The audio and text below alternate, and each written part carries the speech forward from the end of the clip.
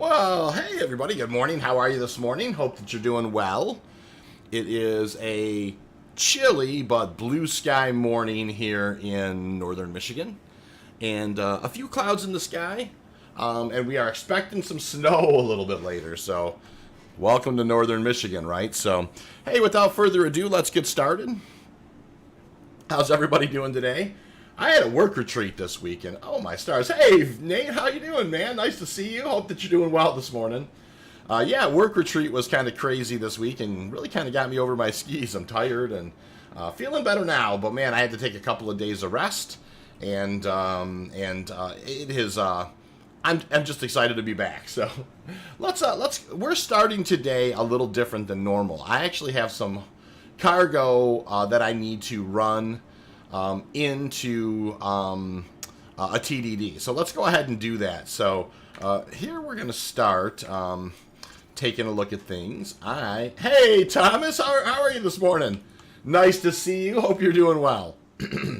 So, yeah, you know, a couple times I get a lot of people request this now and then that I do kind of like the close the loop type thing. So we're going to start out this morning doing a cargo run. So I have these 5 jobs that are done, and I'm going to throw them all into the constellation Taurus, and that's what we're going to take a ride in.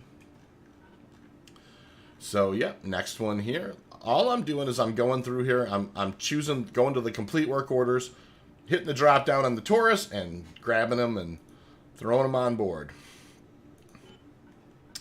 All right, this next one here, let's collect that guy. Couple more orders here. Grab that guy.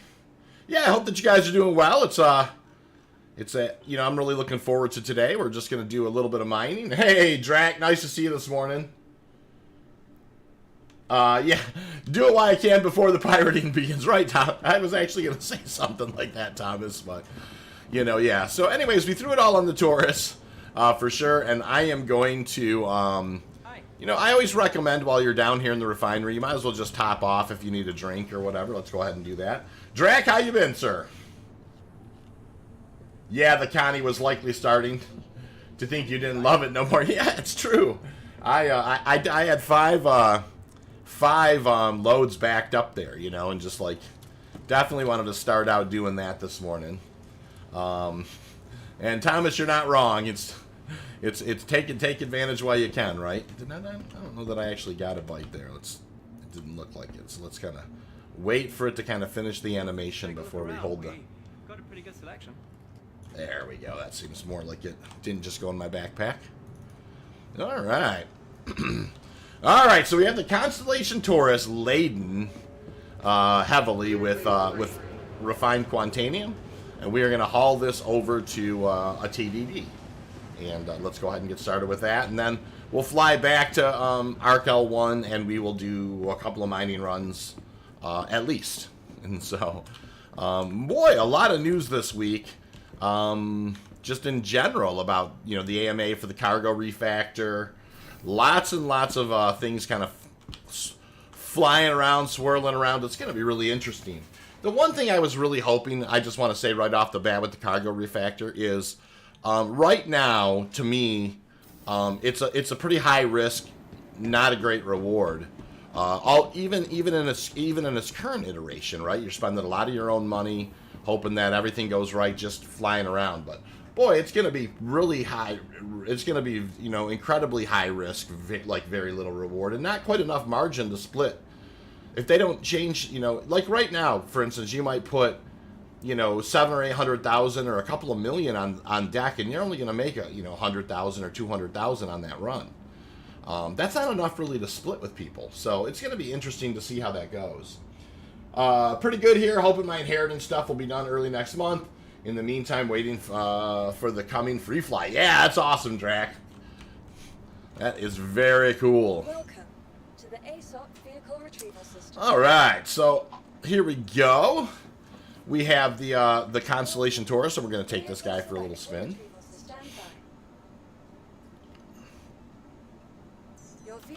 And no big deal here. I mean, we probably got maybe 160 SCU on board. Not a ton, but, you know, nothing to sneeze at as well. This is the stuff left over from when Streams and Ryan and I had our kind of flying around having some fun. So I think Mass was there as well, and we just kind of flew around and had a little fun and with the mole, and so in we go. We are going to definitely call the elevator down and make it happen.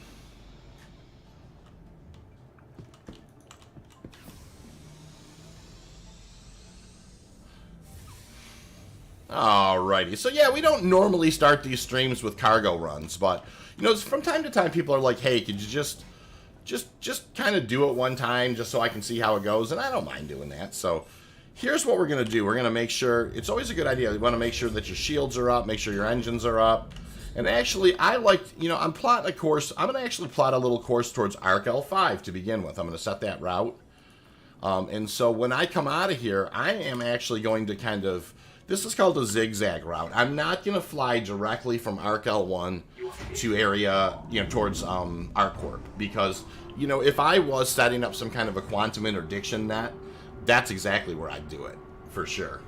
Nate says, I like the idea of soft death, but I hope they come up with a way to repair the disabled ship soon. That way I'm not waiting forever in a husk of a ship filled with dead pirates. Well, that's, Nate, that's a really good point, and this is kind of the thing I was talking about, you know, like, it's interesting because right now, cargo, I mean, you know, and it's really kind of trading, right? You're doing what's called trading. You know, you are investing a lot of your own money. And you really don't make a ton of, I mean, there's really not a lot of margin in it right now. You know, so here we are, we're heading towards ARC-L5. There's really not a ton of margin in it, you know, and so there's certainly not enough of margin if you're going to try and cut in some escorts and some things. And so it's going to be interesting to see. I do wonder, I mean, obviously I'm expecting the first couple weeks for it to be pretty crazy, but my concern is, you know, I hope it settles down and people then can kind of sneak by a little bit. Because if they can't, they're really going to squish. Cargo running's already not that lucrative in any way, shape, or form. And it's an important thing for people to understand. It's just not lucrative at all. Really. I mean, you know, it's still fun. Don't get me wrong. I'm not saying it's not a fun thing to do. But you don't make nearly as much money per hour cargo running. Even like Sandy Claus, you know, or Jack, or one of these people who are really, really good at it. I mean, they get close. But they don't, you know, I mean, mining is, you know, you can make considerably more money. Hey, Hannah, good morning. How you doing? So I am a little worried that, you know, that there's not going to be enough margin based on how much you are able to cargo haul, that you're not going to be able to afford escorts and that type of thing. I mean, people would be better off just kind of going and doing some random bounties. It would be significant, you know, if you're only making 100,000 on a, you know, on a 20-minute flight, or, you know, one way, you know, and then you've got to split that three ways, and you're making 33,000, but you've got like 700,000 or 800,000 or a couple million or whatever invested in that. I don't know. It seems like I am worried about cargo hauling. I am a little bit going into 318. Hey, Hamma, how you doing? Astro, good morning. How are you, sir? Nice to see you. So I'm not saying it's going to be all bad, heavens and stars, nothing of the sort. It's going to be interesting to see, to kind of sit back and watch and see how it does go. But I'm going to be doing a series of videos about how to kind of keep yourself safe, little tips, tricks, tactics, you know, as I learn, you know, how to kind of navigate the waters. I am absolutely going to be sharing that with you guys, because, you know, I'm not switching over to combat. I'm going to continue my industrial gameplay. So that's, you know, and we'll just kind of, you know, we're going to have to learn how to, you know, we were always going to have to learn how to deal with the sharks. So we're definitely, you know, that time is coming, right? So, all right. So we kind of approached at a different angle. And here we are. I'm waiting for the cooldown. Hey, good morning, Julio. How are you? Nice to see you. How have you been, sir? So, yeah, we're just cruising along here. First thing we're doing this morning is a little bit of a cargo run. I've got a bunch of Quantanium on board. And we're just kind of cruising along here. And here's OM6, and we'll just kind of make our way towards OM6. Did we see the Drake Cutter leaks? Yeah, the Drake Cutter is an interesting looking ship. It almost, you know, correct me if I'm wrong, guys, and you guys can please feel free to, but it almost seems like it has like the Rocinante or whatever is from The Expanse or whatever. It's almost got those kind of vibes to me. I'm confused about what it's supposed to be. I think, Astro, I am too, and I think I'm confused about what it's supposed to be as well. And I think that it's because it's leaks, right? It'll become a little more obvious when, you know, when it actually comes out. Well, there's a lot, dropping a lot of frames here. Holy smoker does. Let's see here. Looking around for.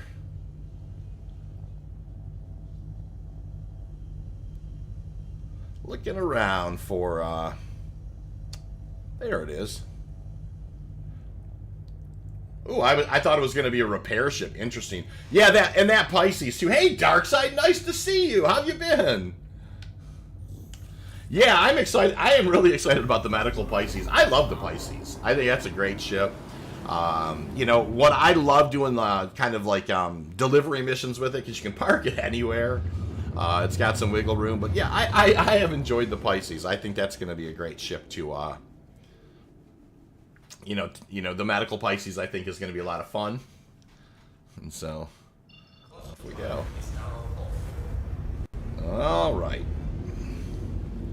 So, a couple things, guys, if you could help me today. I know it's going to be a little weird, but, you know, I've had a lot of people come and tell me that they're not getting the notification bells. You know, that they have the notification bell turned on, but they don't get the notifications. And so one person suggested I turn on monetization for my streams, and I don't really want to do that, but I did do it. And if that's would you guys let me know if if those are interrupting you or they become annoying or whatever? I think I allowed like some banner ads or something. And it's just a test today to see how it goes. But please do let me know if that's, you know, if that turns out to be not so cool or whatever. I was just trying to correct an issue where, like I said, I have lots of people come to me after my stream and say, hey, you streamed today, but I was on during that time, but I never was notified in any way, and I definitely have the bell icon checked. So trying to kind of maybe just kind of kick the can a little bit and see if, you know, see if I can change things up a bit and make it a little smoother for people who definitely want to join the stream. So.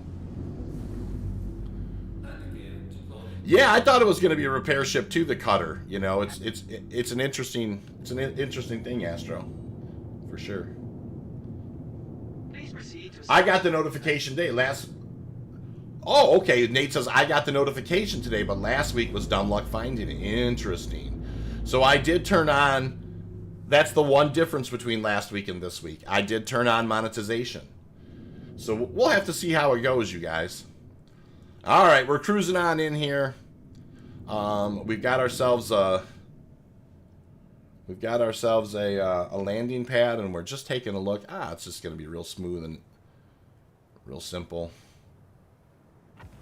Grifter says, "Oh yes, morning coffee, Quant, Vince Vaughn on the mic. It's going to be a great day." Hey, Grift, how are you, man? That always makes me laugh. Oh, Grift. All right, so we're cruising in here. Easy peasy.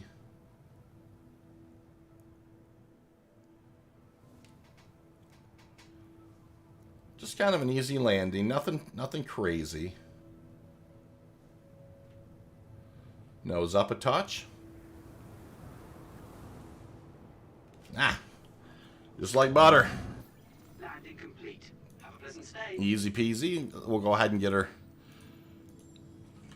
taken care of there. A little post-flight. We'll kill the engines and in we go. So this is us hauling almost a full load. I mean, actually fairly close to a decent load of Quantanium over to Area 18. We did do a zigzag jump. Kind of just one of the things that we're not gonna have the luxury after 318 of just kind of lazily logging on and, you know, not really paying attention to the chat and just kind of, you know, throwing your 699 SEU of refined Quantanium onto your onto your Herc, and then just kind of, you know, just doing a lazy jump from ARC-L1 to Area 18. You know, that stuff, you know, if you do that, then hey, you know, I mean, that's on you, you know, I mean, we got to be honest, you know, so we're going to have to learn together, right, everybody? We're going to have to learn. As a Drake fanboy, looking forward to my Corsair. You know what? I think the Corsair is going to be great. Okay, so Grifter says no elite alert this week, but last week I got one. That's crazy. You know, yeah, I definitely am getting that, Grift, where some people are getting the alerts and some people aren't, and I'm trying different things. I think I'll just kind of, maybe I'll have to get a hold of some folks at YouTube and just kind of, or at least ask around a little bit and see if there's some tips or tricks for that, so... yeah, the Corsair, though. How much firepower on one ship. Man, Darkseid. And a cool-looking ship, too, the asymmetric stuff. Yeah, I think the Corsair's a winner, for sure. All right, here we go. We are dropping frames occasionally, and it's interesting to me. Vehicle retrieval system. It's a little bit choppy, but that's all right. We'll go ahead and get this guy stored. Perfect. And let's go sell this, and I think we probably got a little over 1 million AUEC on board. And we will get that taken care of, and then we'll fly back over to ARC-L1, and we will then go mining. Hey, Darkseid saying I got my alert that way down here in the Southlands. That is awesome. Australia got them, right, Dark? So, I'm happy that some of you are getting them, that's for sure. Beautiful coffee this morning, by the way. Oh, just absolutely delicious. Hey. Welcome aboard, citizen. How are you? Nice bow from this citizen. Do I think the Corsair will replace the Connie Taurus? They're a little bit different ships, Nate. You know, the Taurus has got 174 SCU. The Corsair's got 72. But I'll tell you, I do think that there is, you know, one of the things that I'm going to talk to people about is that there's, you know, maybe taking risks. We'll have to see how it goes, right? And by the way, guys, for 5 likes already this morning, I really appreciate it. But we'll have to see how things go. I think when 318 launches, the first couple of weeks, it's going to be really, really kind of pirate heavy. And I would suggest that people lay in the weeds a bit. Don't do as much, you know, early cargo running, or at least take some time to get to do some scouting. Take some time to check your chats, ask around a little bit. If any industrial types are hitting problems. So I think like what Grift is saying here, something like the Constellation Andromeda, that's a clear gunship with 96 SCU. I might take 3 or 4 runs with an Andromeda, right? Because it's a gunship. If I can get somebody to jump in a turret or two with me, it's a stout ship. It's got a ton of missiles. Yeah, it's going to be very interesting to see, you know, so, I think that maybe hauling smaller loads might become a little bit of a thing. I think also of an MSI, or pardon me, a Mercury Star Runner, right? You know, that holds 114 SCU, doesn't have the firepower of the, but it's a fast ship, you know what I mean? Its SCM speed I think is much faster than, say, a Mantis, so... You know, there's another way that you can try and do it. You know, so yeah, it's an interesting... The Corsair's going to have a ton of firepower, but it's just not going to carry quite as much, I don't think. So, that's what we're going to find there. Alright, you guys.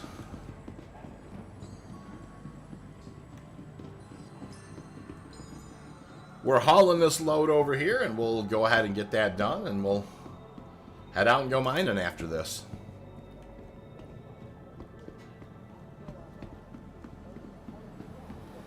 So very chilly here in northern Michigan, by the way. I think I mentioned that a little earlier. We're expecting some snow. And you know, it is that time of year. So it was an absolutely beautiful fall. The colors, I don't recall them ever being so incredibly vibrant as they were this fall. people get nervous when a Coniandro pops up. If given the choice to go after a Freemax or a Coniandro, I'm going after. Well, that's exactly right, Grift, and that's one thing I definitely agree with 100%. Not to be weird, yeah. And here we are, we're 152 SCU of Quantanium, 1.3 mil. We'll go ahead and get that sold. Great. That's good. Well, but the point Grift is making is, you guys, I agree with 100%. 6 likes, by the way. Thank you. Appreciate that. I will tell you, well, a lot of Chicago people buy property in northern Michigan, Grift. But no, it's very true. Like, especially if you're thinking about piracy, they're always going to approach a Hull A or a Raft or a Freelancer Max differently than you're going to approach a Constellation Andromeda. It's just a different thing to have to deal with. I think that, I'm much more likely to kind of try and get nasty with the Freelancer Max than an Andromeda any day of the week. Cargo Refactor is going to face issues. Cargo hauling makes good money, 100K profit from $1 million invested in his 10% profit margin. It is track if, one of the things I will say is if you have to split that with people, that's going to make it pretty difficult. It's one of those things. If you definitely have to split your profit 3 ways, a couple of escorts or whatever, I think you're going to find it's going to be tough. But I don't know. I mean, it's all going to be in flux, right?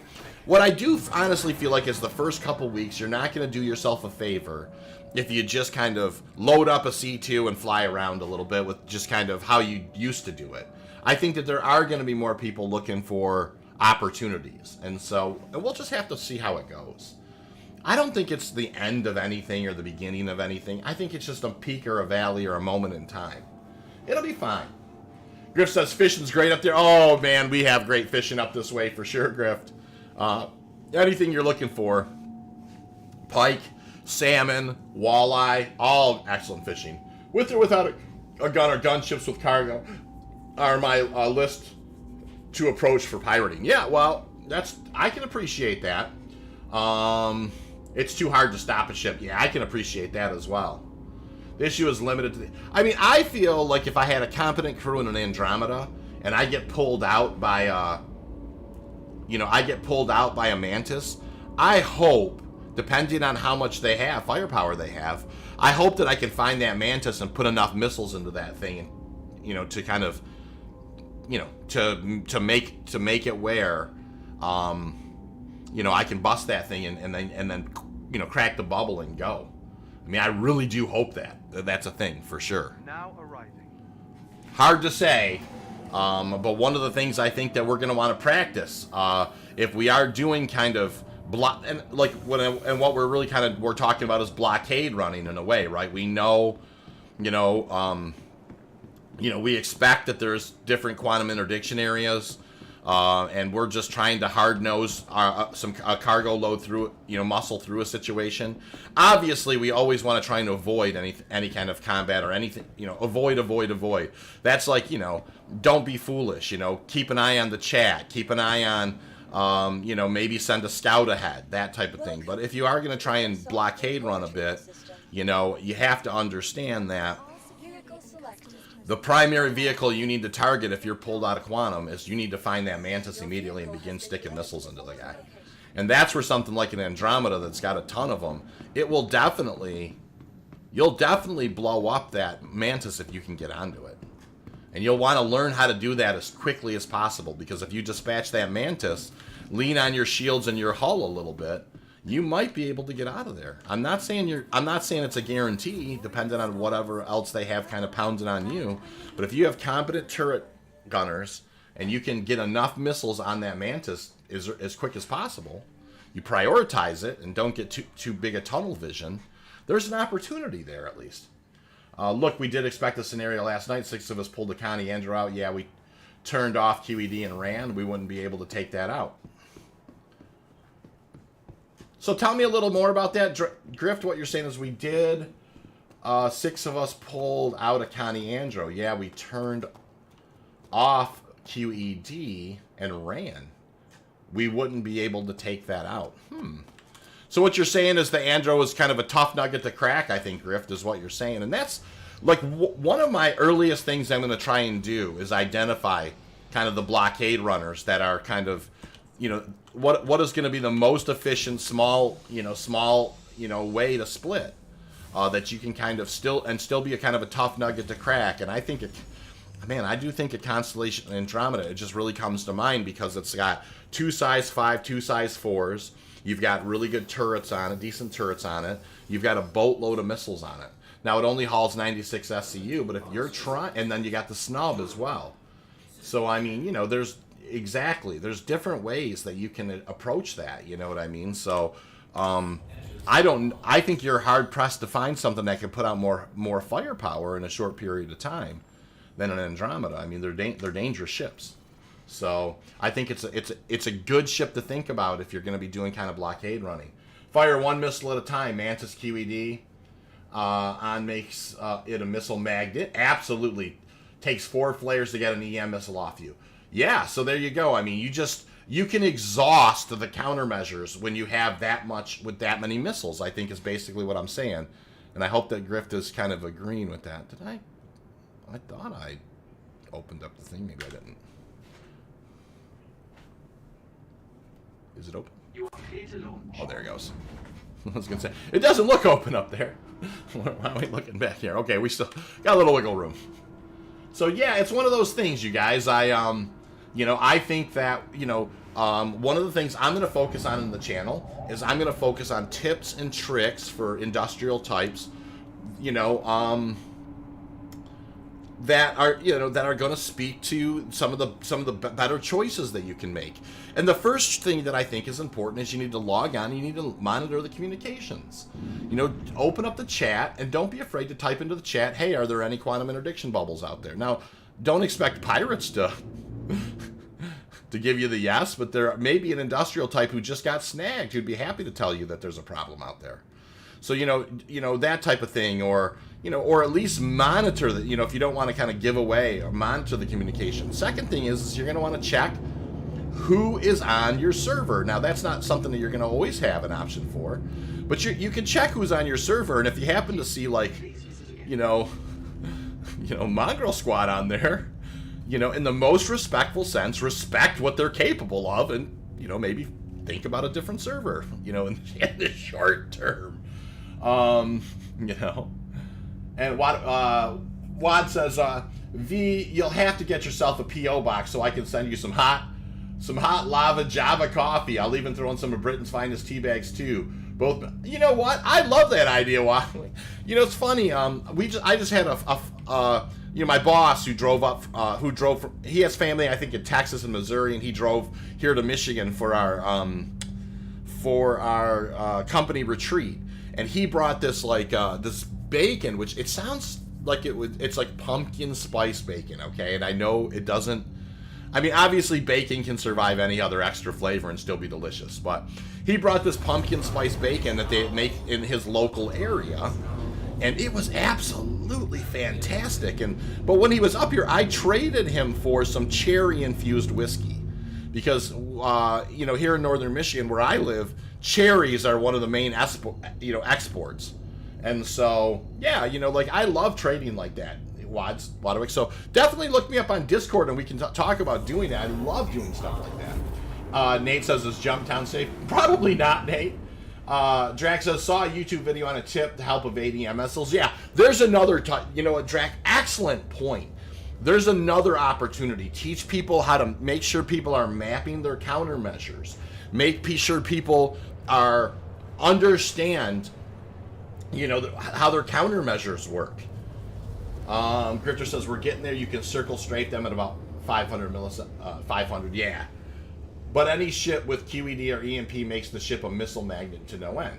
Sentinel takes 5 to 6 flares to get one size 1 EM missile off you. Wow, that's crazy. So what Grift is saying is, Grift does a lot of pirating, you guys. And what Grift is saying is that if you kit your missiles out just right, you can really kind of exhaust countermeasures, as you know. And it's not. None of this is going to be easy, and you're going to be under stress, and you're going to. So that's the thing. It's like, guys, not to be too crazy, but you know, they always say, like when I practice with my handgun, that you're only going to be as good as you need to be in the to the worst time that you ever that you practice it, right? So if you practice, and you get better and better and better at things like, you know, how to engage your countermeasures and how to find targets really quickly and those types of things. I mean, we are all going to have to get more competent at this. That's really the reality, you know. And I think that's, look, if we were approaching it outside of a game, you know, if you were doing this in the real world, you wouldn't just go out there blindly and do things silly, right? You take the time to learn all of the best possible ways you could defend your life. And I think that, you know, so in some ways, I think that this, you know, this change is gonna raise the competency of pilots. The key doesn't go where the mine hasn't already been. Ah, yeah, that makes sense. Hey, 9 likes already, you guys too. I'm liking it. No, I understand what you're saying, Nate, for sure. Pay attention to what ship you're flying. If you have the advantage in atmo and they're chasing, dip into the atmo. There's some other things. Evasive tactics. It's never a bad idea to fly directly into the. As crazy as it sounds, you can fly directly into the sun right now, then turn off. Coupled mode. And then, you know, just kind of turn your ship around and target things that are chasing you. There are different. I'm not saying any of these specific tactics are going to save you, but they can. Absolutely. Practice is like having a fire extinguisher. You do it in hopes of never needing. Well, that's exactly right, Drac. And I mean, I'll be the first person to say it. For the love of heaven, I hope, you know, I never, ever have to use my pistol, right? But I don't want to be fumbling around with it if that time ever comes when my family's threatened. You know, it's one of those things, right? We want to be competent at things. We want to know what we're doing. And so, you know, that's the best analogy I can give, you know, is something along those lines. All right, so we're going ahead and we're going to go ahead and... Yeah. Well, I'm really looking forward to salvage, and it will be interesting to see if the cutter has a salvage aspect to it. We'll have to see what that guy's all about, for sure. And so we did our haul already, so we hauled in, I think it was about 1.3, 1.4 million we just made with the you know, doing, you know, hauling in with our Cutlass and or hauling in with our Taurus, and in we go. Since you brought it up, decoupled mode is the king of a fight in space. Being able to travel in one direction while flipping and firing in another is so useful. I agree. A lot of people don't know how to use decoupled mode. And I mean, and I'll be the first person to say I'm not the greatest at it, but I understand how it works. You definitely can't just, you know, I will say, you know, just being devil's advocate for, because you know me, I am a huge supporter of industrial gameplay, of non-combat gameplay. But you can't just not know what you're doing and expect to be able to just, you know, have it your way too. That's not necessarily, I mean, you know, we have to, I mean, Star Citizen is a funner game because there's danger.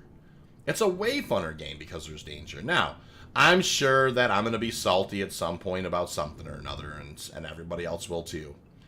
But that doesn't necessarily mean that it's not, you know, that they're not going to try and strike a balance, and I'm sure they will.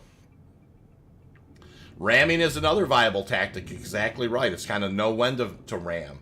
You know, I don't disagree with that. Setting a self-destruct, you know, quite honestly, you know, sometimes it's like, well, you know, if I blow up half my, you know, there are certainly other things that you can consider doing, you know, in different situations, depending on what the situation is. All right, let's do a little post-flight here. That was fun. Little cargo run right off the bat this morning. And an important one. You know, hauling in about 1.3, 1.4 million of the good stuff.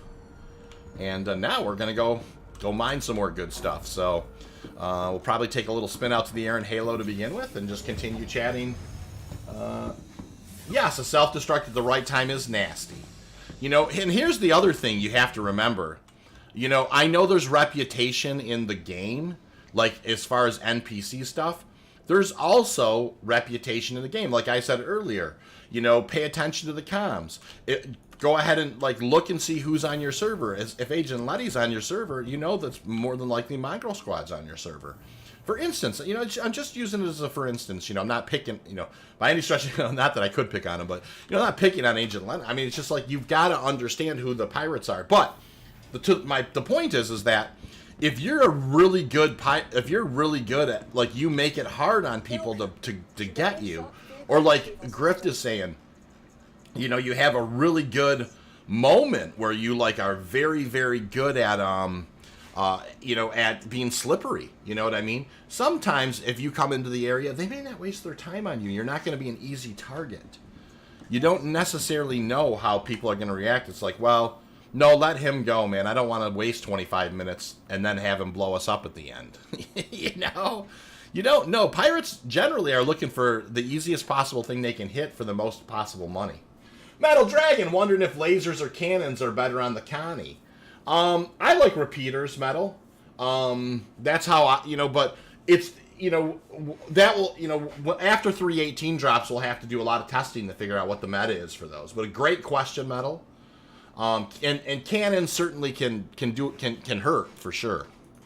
All right, let's do a little pre-flight here, guys. This guy is this got the VAU XC3s and some Riegers, and then you've got this guy over here where he's got Brandts, apparently lots of Brandts. Do I have an FLTR-XL? Oh, I do.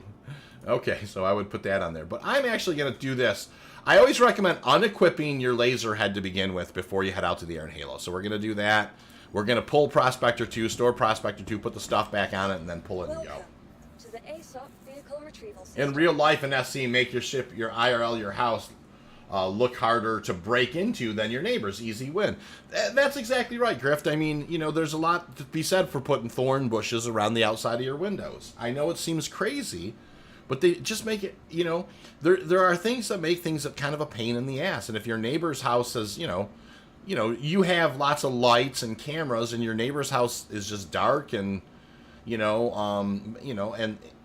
there's, you know, Maseratis in the driveway, you know, and there's no natural things to stop people. It's just one of those things. I mean, people are going to do things that are, you know, advantageous to themselves. They're going to try and make it as easy on themselves as they possibly can.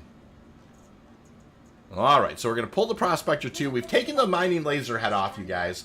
We're pulling Prospector 2. We're going to store Prospector 2, and then we'll put the mining laser head back on. So I just double-checked. There it is in Hangar 3. We're looking good. I'll restore it. I'll seat the stuff back on it. This is just one of those things that we found that has helped a lot with unscannable rocks in the Halo. So, you know, just kind of following the meta. I don't like to not follow it because I don't like to get out in the Halo and find out I should have did it, right? So, here we are, Prospector 2. We're going to put the Lancet back on there, and then we're going to put the FLTR-XL on there, and then I'm going to put a Brandt, and I'm going to put a Brandt. I'm going to save this guy. Excellent. And then let's go ahead and pull it. Hama says, maybe you figured it out already by yourself. I noticed you don't need to be 1,200 away from unscannable rocks for trying to make them unscannable. Yeah, Hama, I agree. I mean, you know, there's definitely some truth to that. Metal Dragon says it all depends on where you live in a bad neighborhood. It's always easier if you have good protection. Exactly. I mean, yes, I think there really is some common sense things that need to be applied to some of this stuff. Now, it's not perfect, you guys, but it's not perfect, but it will be fine. You know, I mean, we'll find our way. Favorite tactic for anti-pirates: stop when they ask, race out of your chair to cargo, ready your railgun, open all doors, shoot one of their fighters, watch them scramble, and maybe get a sec to run. Well, there's another tactic as well. It's like, it's potentially, you know, where are they? You know, are they in a spot where you can actually open up an egress point and then just hammer them with Railguns. There are definitely different things to do for sure. You know what I mean? And you know, there's different ways to handle it for sure. I like all these tactics, and I think, you know, like I said, we're gonna definitely be exploring. Let's see if we do the prop hop here. We normally do prop hop. Hey, oh, there it is. I was gonna say we gotta get a prop hop in there, but yeah, I mean, all those things they're important, right? They are. Doing, like, learning tactics. You know, understanding your countermeasures, you know, checking the comms, checking who's on the servers with you, you know, zigzag routes. There's so many different things, you know, understanding your countermeasures, mapping your countermeasures, super important. Understanding, really, you know, how to toggle your shields, your energy, your weapons, understanding that kind of stuff, very important. You know, very important stuff. All right, let's pull the mining laser.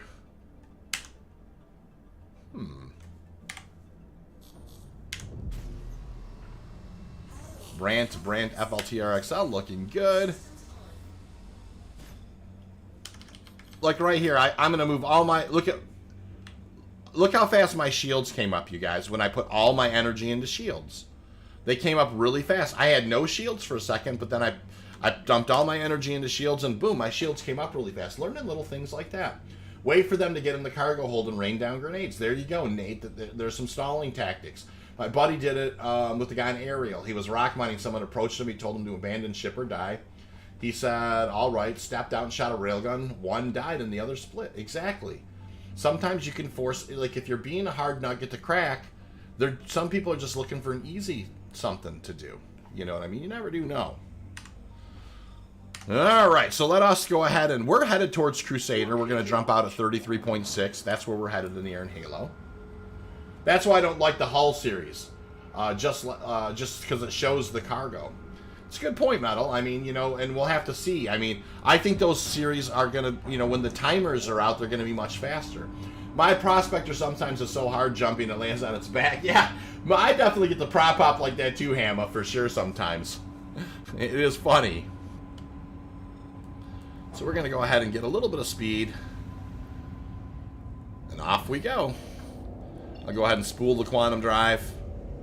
And we will jump out, and we will just, we'll fall out at 33.6 and begin mining. So, good day today so far, you guys. Great conversation so far. Absolutely loving it. Already got 10 likes going. Thank you so much for the 10 likes. Absolutely love the conversation.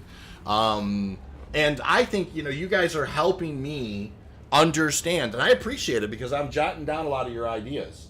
I appreciate what you guys are saying. I mean, you know, countermeasures, like, for instance, countermeasures were mentioned. You know, I'm jotting that down. Railguns. You know, learning to be proficient with the railgun. You know, having grenades on board, having those types of things available to you if you're being boarded.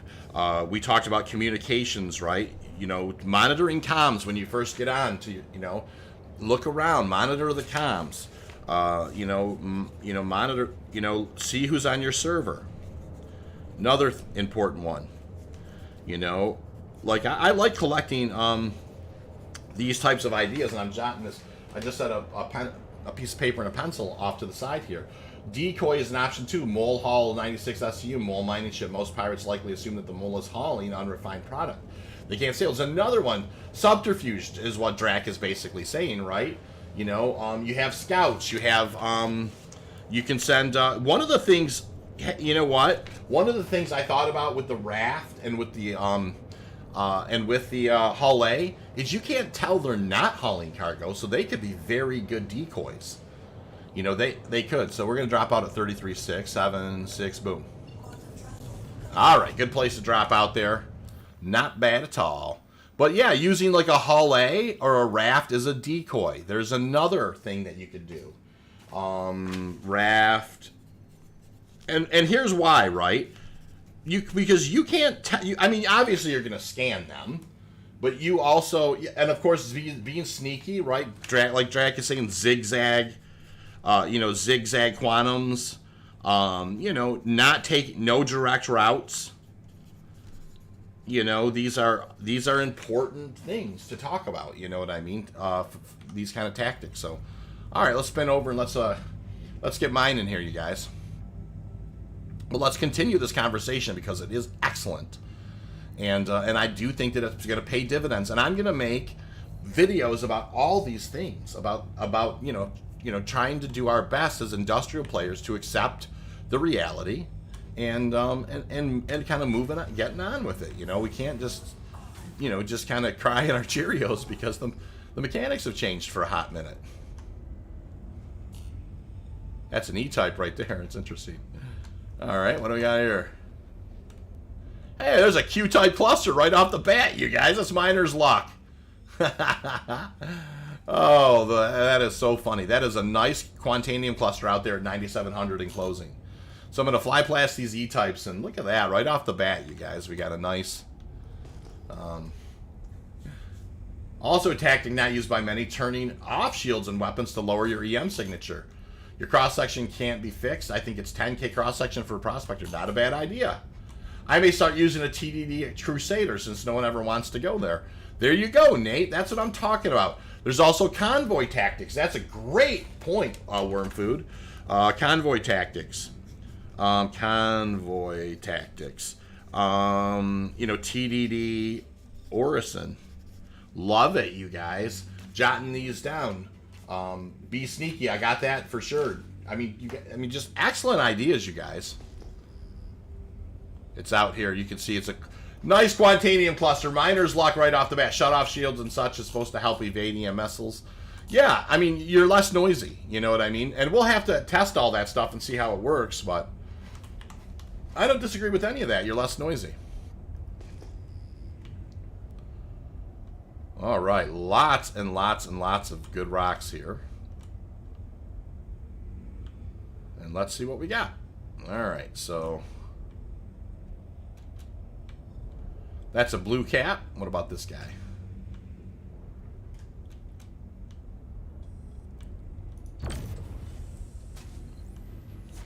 This is also not going to be a great rock here. That's a blue cap. What about this guy? Not going to be a great rock. Oh, I didn't mean to do that. I meant to do that. That's a blue cap. What about this guy? Not going to be a great rock. Probably another blue cap. Yep, that's a blue cap. But we still have 5 more to scan down here. This could be better. 8%er. 4 more to scan. Not going to be a good rock. Going to be a blue cap. Yep, that's a blue cap. 3 more to scan. Could be okay. Nope, that's a blue cap. Not a great rock.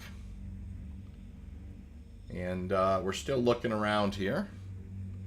Blue cap. Last one on the first. What do we got here? Could be okay. Hey, look at that. Last one we scanned is a nice rock. It's a 5143. So if she breaks clean, we have a pretty darn good chance at a pretty good chance at a unicorn here. So it will show IR across EM emissions of your ship. Yeah, getting familiar with your signatures is a very important point that Grift is making, and I like that. I like that point a ton. I think it's a great point. So, I mean, they're finding the ways to countermeasure this stuff is important. All right, you guys. So out of this cluster, first, we did find an absolutely gem of a rock. This is a, we'll go ahead and let me grab a screenshot of this. It's a 5143. Lots of opportunity here if it breaks clean for us to haul a unicorn away. So that's what we'll hope to do. And so far, unbelievable conversation today about kind of countermeasures for industrial types. What a resource this particular stream could become. I mean, there's just lots and lots of good thoughts. You guys are doing a great job. Also, go down to the bottom and turn on target speed trails. and other options, just ping above scan mode. It's all the way at the bottom of the game options. What does that do, Grift? Already have 12 likes. You know, and guys, let me know if you're seeing advertisements. Like I said, I did turn on monetization. I don't want to turn on monetization on my stream, but somebody said, because I have so many people coming to me and saying they're not getting notifications that I'm streaming, you know, I did this time. And if it's a nuisance, just let me know and I'll turn it off next time. I just was kind of curious.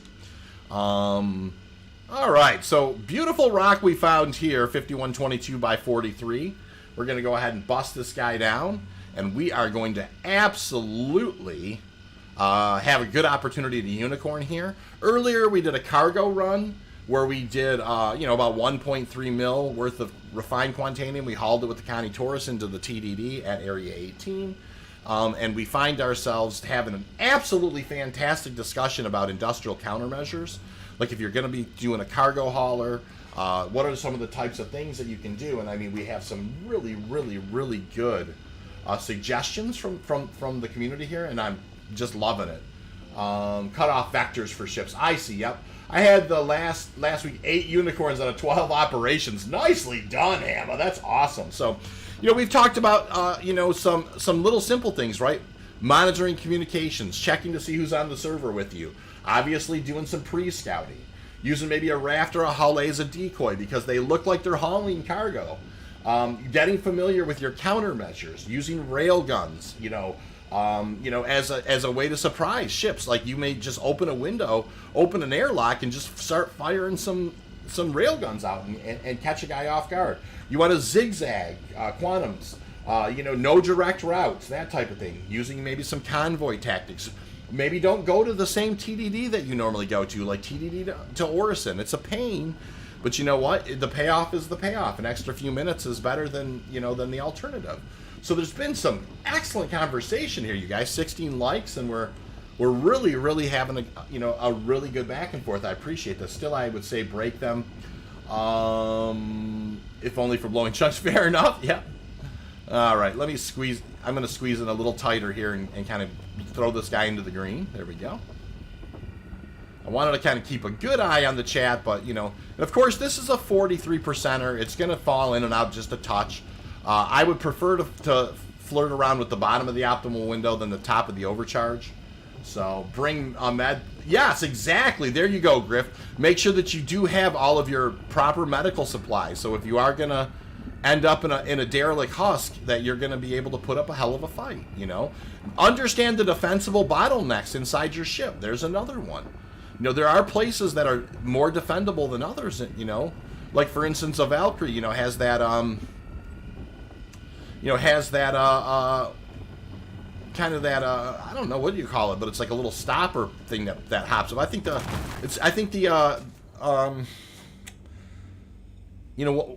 some of those ships have those things that lift up and like create a wall. That's 100% right there is 18 SCU. Oh, that's a clean break. Beautiful. All right, there's another hundo right there. So right there is 18 SCU, and right there is 14 SCU. I think those are the only two things that I have to break.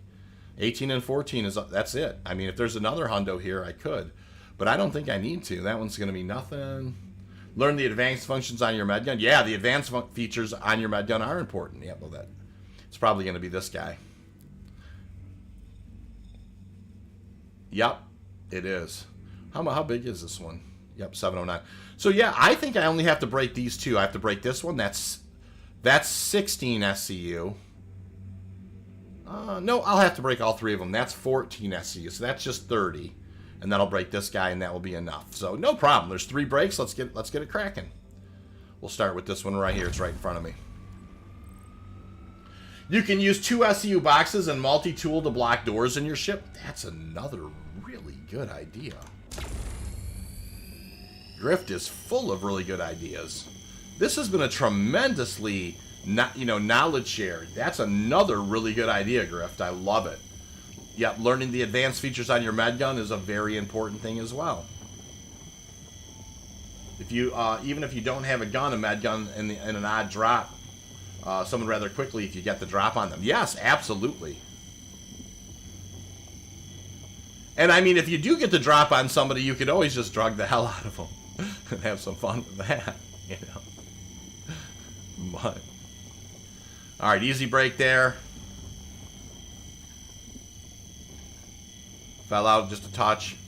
What do we have left? 46. So, one of the things I like to do, I'm going to rush. Try and get this up. It's at 38, 37. All right, I'm trying to get it up into the green before 30 expired, because now I can get 2 breaks out of 1 branch charge. That's okay. I overcooked it a touch, but I rolled her back. Sigurd, nice to see you. How do you do quick calculations for the total quant? Well, you know, Sigurd, you kind of know if it's 1,000 mass, it's 20 SCU. So that's the most important thing. And then you just have to calculate your percentages. So I know that because this is an 800 mass, right, and it's 100% Quantanium, or it's right in the ballpark, that this is going to be 16 SCU. So that's just kind of, you know, that's a big part of it. All right, and I've got this other rock that I need to crack over here. And let's do that guy.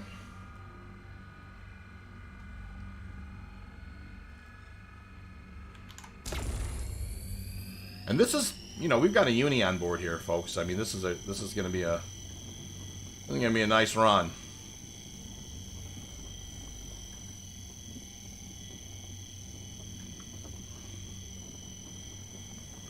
Very nice run. That's what I mean, Odie. Yeah, overdose them, strip them, and now you've got the guns. Yeah, exactly.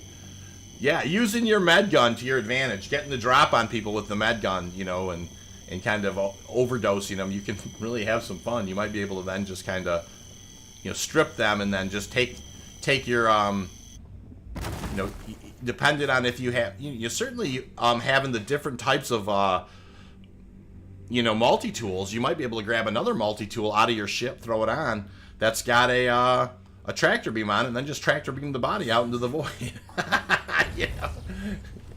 Hey, Phil, welcome to the channel. Hey, why the Brant modules rather than a Surge and a Stampede? Oh, well, Phil, great question, Phil. The Brant modules actually reduce the instability 75%. So, Surges and Stampedes are used for big rocks, like when their masses are like 6,000 or 6,500, where my mining laser can't necessarily break that bigger rock. So Surge Stampede is used for kind of big rock meta. I am, where I am at in the air in Halo, I'd never need a Surge or a Stampede because I'm never gonna run into a situation where I need to, you know, just for speed breaking. I'm not an, you know, like to me, I don't necessarily know that it's, you know, I mean, sure, it's significantly faster, you know, but I tend to find that I like, and one of the reasons is I chat, yep, Max is 5122 in the belt, that's exactly right, and on second cracks, you know, I want my instability to be manageable, especially if I'm just being humble, Phil. When I'm on the when I'm chatting with you guys, it makes it much easier too for me not to blow myself up. So, you know, that's a big part of it. So, all right, we've got another hundo right there. Nice big hundo. And I think I want to just grab. There's this one over here, right? A couple of these I want to grab. And there we go. This is going to complete our... right. This one here, we'll do it anyways. But excellent questions, by the way, Phil. And Humble Monk, nice to see you, Monk. How you been? All right, you guys, we'll leave that rest for the mining gods there. We're going to back away slowly. That's a full 32 SCU of Quantanium. Nice full run. Let's go ahead and head back to the ranch and call that a ding, ding, ding, ding, ding. You know, right, Drac? I continue to need that bell. Yeah, I've been distracted before and disabled my prospector. Yes, exactly. So, Phil, yeah, you use your Lancet will knock down the instability 75%. Your Brant will knock it down another 75%. So your secondary breaks, instead of them being 5, 6, you know, or well, basically 2.5, right? Let's say they start at 10. you put your Lancet on there, they're down to 2.5 instability. Then if you throw on you know, a Brant, then they're down to like 0.61 instability. So it's a really, really, really good way to handle your business. 17 likes already this morning, guys. We've did a $1.4 million cargo run. We've now got a unicorn on board. We've had an awesome discussion about how to, you know, what are some of the special tactics that we can potentially employ to make ourselves more slippery, and not such an easy target when it comes to, say, you know, pirating, and yeah, and you can stack the branch. You can have more than one. You can have two. Like the Lancet allows you to have 3 slots. So I put 2 Brants on board and 1 FLTR-XL. Phil, that's what I like to run with. The cool thing, Phil, about mining is everybody can pick what they like. That's the thing I like about mining, is people can just kind of pick what they like and enjoy it, and I think that's a really good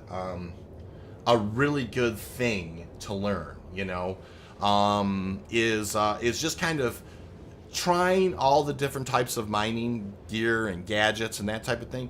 Find what you like. That's the cool thing. I mean, you know, we have a really good mining community that comes, you know, and we chat about the different metas all the time. And there are people who love Sturges and Stampedes. There are people who absolutely love solo mole mining. There are people who like using 2 VAU XC3s and a Rieger C3. There are some people who like using Brants. There are, you know, it's just cool that everybody can kind of pick what they like. Brants don't stack, but they're on a timer. Yeah, so you can, if it lasts about long enough where if you do it right, you can actually crack 2 rocks with 1 Brant charge. So I take it, if you quant to a spot, ping at 360, then ping a target at, just takes so long to find a good rock. I find, well, Phil, it doesn't, yeah, I don't do a 360 ping. I do a 180 ping. You know, so it keeps it more of a cone out in front of me, and then fly forward. If you hang on for a bit, Phil, here, I'm going to fly right back out to the air in Halo and show you how I scan. But it's very similar to what you're describing. I do a 179 scan, and then I just you know, then I kind of collapse my scan angle down to 2 degrees, and then just look for Quantanium, you know, pings. So, all right, you guys. Good run so far, but as I like to say, and you guys have heard me say it a million times, our work's not done. We still have to take this load in. We have to land. We have to be very careful. Get down, and you know, we're, you know, just because we've got it close to the station here doesn't mean that we're done here. Yeah, so I'll be, as soon as I put this in the hopper, I'll be heading back out to the air in Halo, Phil, and you know, hopefully, I mean, I you know, feel like I have a pretty good way of locating rocks fairly quickly. You know, I have some muscle memory. I have the keys mapped the way that I want. So yeah. And look me up on Discord, Phil. You absolutely can. You know, just hit me on Discord, and we can go mining anytime you want, for sure. So, Surge Stampede guys, sometimes Focus 3, Torrent 3, Surge. Yes, there are some really crazy, you know, different people choose different ways to do it, and that's for sure.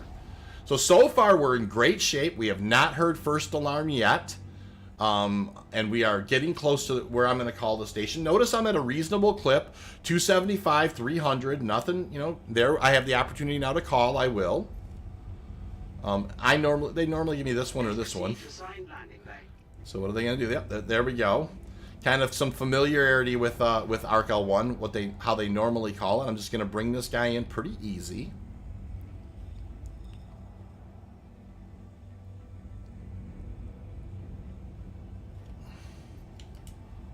And we're just going to try and make easy work of this stuff. You know, we don't want any trouble. We still have not heard first alarm. And we're just taking her easy, bringing her on in.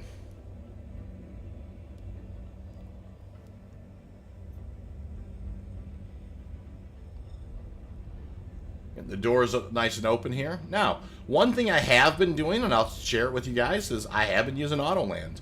For whatever reason, I have been finding that auto land has been a little bit more friendly. When I kiss down on the pad, it doesn't seem to go at a, you know, once in a while it can go completely just south when you kiss down on the pad. So I have found by using Autoland, I haven't had that happen yet. So here I'm just going to kind of begin toggling N. I'm holding N down, and it's just going to set me down. I don't like to do that. I prefer the land, but I have found that it actually is a little more consistent at kind of setting you down and not hitting these snags. So doing a post flight there, going ahead, and we are backing out, turning off the engines, backing out, and out we go. All right, I'm going to exit the ship. Out we go. Drac is a great question. How far out do you have to be to hit up? You have to be kind of over the pad. You definitely can't be outside of the hangar. So you want to kind of get over the pad, at least get about 40% of your ship, 50% of your ship over the pad, if that makes sense, Drac, before you hold in. Space, practice a lot with decoupled. You can pull some smooth kiss downs. Yeah, I do that. I kind of try and pull off my best Jack Axtons with that sometimes, Grift. But yeah, I try not to do that on stream just because there's always a chance that you're gonna kind of slam down hard and well, it would make Drac happy. He likes the explosions. There we go. And explosions are never bad for the channel. It's a joke I always like to make. They're always good for the channel. Yeah, there we go. We've got that guy, full unicorn run, 32 SCU. We're on our way down. We're going to put this guy in the hopper. So we have had a great day so far. We have had, an excellent cargo run. 1.3, 1.4 million we hauled in. We also have had just a unicorn, right off the bat. Basically, first club, when I first pulled out of Quantum, there was an E-type, like 3 E-types sitting there. And then I scanned one time and there was a Quantanium cluster. So it's, it's just one of those things. It's, a little bit of miner's luck, and we'll take it right off the bat, you guys. So here we go. Hi, good to have you back. We cleared the decks, and now we're going to kind of fill them back up again. So missed prospector here. We're going to set up a work order. I am going to choose the Dynix Solvanation. We still have a little bit of time. Confirm that guy, and in we go. That's the 3040. That is a unicorn in the hopper. That's exactly how we like to do it. Now, I always do recommend when we're down in the refinery, let's go ahead and just, yank your helmet off. And it's an excellent place to just grab food and water. Simple. It's right here. It's on your way. Might as well do it. And while he's drinking, I'm going to have a sip of coffee.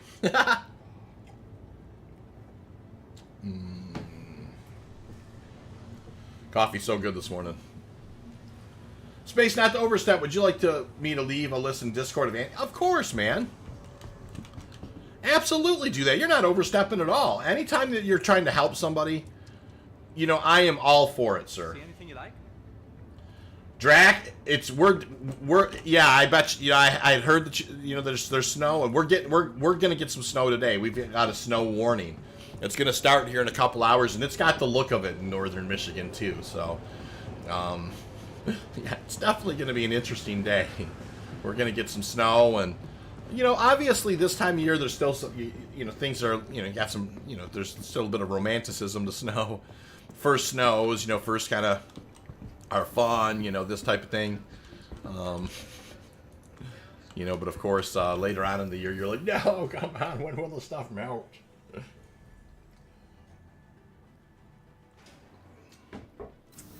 All right, unicorn run. Absolutely in the books. And let's go ahead and do a little bit of a pre-flight here. All righty. Prospector 2, utility. Still got Brant. Still got an FLTR-XL. I think we're looking good. We'll just kind of pull this guy and go. Should snow sometime this week here in Wisconsin. Yeah, absolutely, Astro. I mean, I'm just across the pond in Michigan. You know how that goes. All right, Prospector 2. We'll go ahead and pull this guy out. It'll take me a few days. I'll break it down by gear, flight tactics, game options, anti-boarding. Just love it, Grift. Absolutely love it. Think that that's exactly the right thing to do. I mean, here's the thing. We can, us industrial types, it's just good for us to know. It just makes the game better for us if we understand what our tactics are, if we understand what our options are. you know, our option isn't just to sit around and be sad because the game changed, right? We gotta adapt. I mean, to the level that we can. There's a prop hop for you right there. A little prop hop for the team.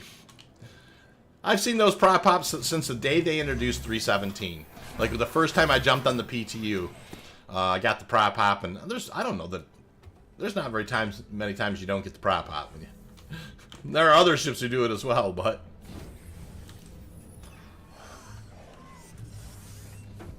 all right, there we go. Very cool. We're gonna head right back to where we. Why would we not go right back to where we just were? You know, we just absolutely just jumped out of Quantum, and there was a cluster sitting right there. So this is us, right? And we're going right. We're gonna head towards Crusader.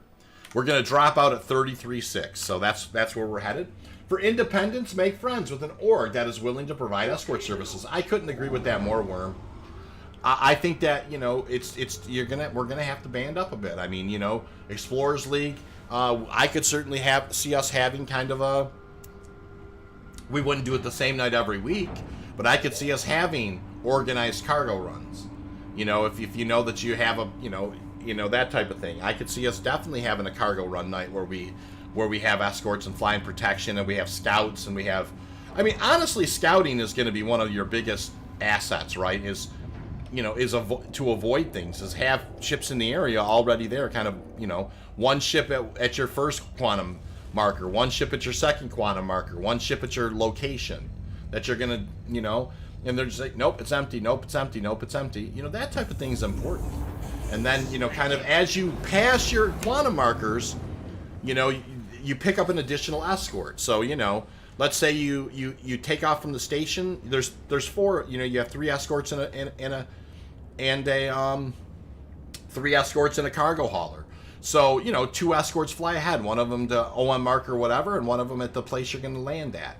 You know, so then, you know, you have, and one of them's going with you. So you get to the first OM marker, you pick up, he says it's, you know, it's clear, he's scouted. Yeah, it's that type of thing. Then you pick up one escort and then hit the next place, you pick up another escort. There's going to be tactics that we can use, guys. Phil is asking, which station do you call home? Right now, ARC-L1, a lot of times CRU-L1. Those are the two places I tend to bounce between. But mostly ARC-L1, so I can get over to Lyria with the mole. And then there's still plenty of places to hit the halo from ARC-L1. I'll escort for free if I get a few of them. Yeah, and that's the thing. I'll happily pay for escorts. I mean, and most people will. You know, so you know, if the game changes a little bit, it's just an opportunity to shake the can, see what sprays. I mean, it's just nothing wrong with it. 18 likes, you guys. Thank you so much. Have you mounted the mining head? The pre-flight was very quick. You know what? I did. You caught me, Hamma. I thought to myself, I was going to just sneak out here and give it a try without the pre-flight of pulling the mining head this time. So let's see if, let's hope it doesn't cost me. Because you're absolutely right. I did do that. I actually, dropped out just a touch early, but no big deal. We're fine. Let's see. Now we're going to go ahead and set the route. Okay, we got the station. Let's roll over onto our back. So here we are, ARC-L1 to Crusader, but we dropped out about 33.6. I do think it's important to have the quantum marker in front of you, because you can always kind of rinse and repeat and head towards it. Yeah, Hamma smiling. You did nicely done, Hamma. By the way, you caught me lacking there, but I was thinking in my mind, like I might just give it a try without it, right? So, all right, so we're gonna roll to a 179 scan. Hey, Jazzy Cat. Good morning, sir. How are you? So, Phil, look at. So here's what I've got so far, Phil. I've got the sun at my back, right? I'm heading back towards ARC-L1's quantum marker. I've got the mining laser out, right? You can see I'm over top of the SEM speed, so I am moving along pretty good. And I am now setting my scan angle to 179. I'm going to ping out. That's going to give me opportunity markers, right? Now I'm going to collapse down to 2, and I'm just going to begin hitting these guys. That's a P-type. Never approach anything that won't give you scans, and obviously the only thing we're looking for is Q-types. Q-type right there. So I'm going to roll back to as soon as you see that, roll back to a 90, and then just keep pinging as you approach, because that's going to keep the opportunity marker on your screen. I've already, so far here, I've been here like, less than 2 minutes, and I've already located my first Q-type. That doesn't always happen, but it can, and it looks like it's more than one rock, and so we'll just have to go in there. That just because you locate things that are, Quantanium, it doesn't mean that they're worth mining. So this doesn't look like it might be okay. Let's go ahead and put our space brake on. Let's take a look. Got a 4931 mass here. And this is going to be a... It's going to tell me here in a sec. A 10%er, not a great rock. And this guy here is a... Yeah, so neither one of these two are worth.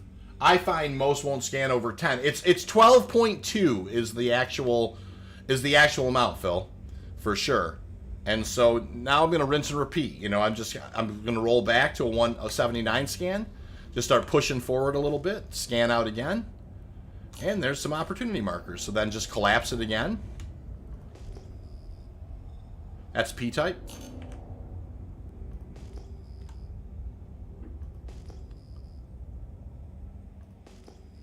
That one's not giving me anything, so we're not even going to waste our time going anywhere near it. Same thing there. And you do have moments where you have single rocks or whatever that won't give. It's just that this is just common. So back to the 179 scan. And then if you collapse to 2. Yeah, and I'll show you here. Like, if you look at this guy's going to be... it's giving me a scan, but see this one at 12.4? Watch. I'm almost stopped, right, Phil? And... notice I'm not getting anything, but watch here. I'll push into 12.2. There's 12.3. Nothing. 12.2 is the range you get it if you're gonna get a scan. I'm getting the unscannables right now, and this does happen from time to time. But I'm just saying that's where you're gonna get your ping backs. As you can see, that's where you kind of can get the icons. The icon ping back is at 12.2, and that's where you can get your results at. So. Do you do a lot of no scans, just diamond shapes? If you're on Lyria, Phil,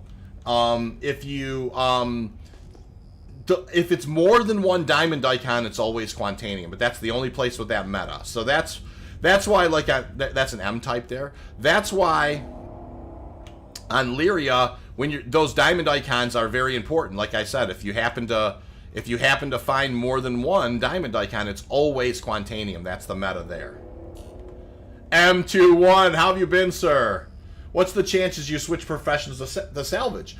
I am definitely going to be, I definitely am going to be salvaging like crazy, M2. I'm actually hoping that it's lucrative enough that I can actually, just, mine one day, salvage the next. I love the idea of being able to do salvage. I've already got a vulture. I am ready to go, M2. I'm really excited about it. Alright, you guys, that doesn't look like a cluster. That's a Q-type right there. We'll go ahead and pull back to a 90. Keep the opportunity marker right out in front of us. And we'll fly towards it. So there's our second Q-type we've... Yeah, Moons and Belts. Hey, Mask. How are you, sir? Nice to see you. Yeah, that's the thing, you guys. Moons and Belts are great. I mean, they're great scenery. And of course, Lyria mining has got that meta where anything over 2 rocks that are next to each other is Quantanium. Mass says, what up to everybody? Drac says, you decide the spacewalk wasn't working. Well, I haven't found a cluster, Drac.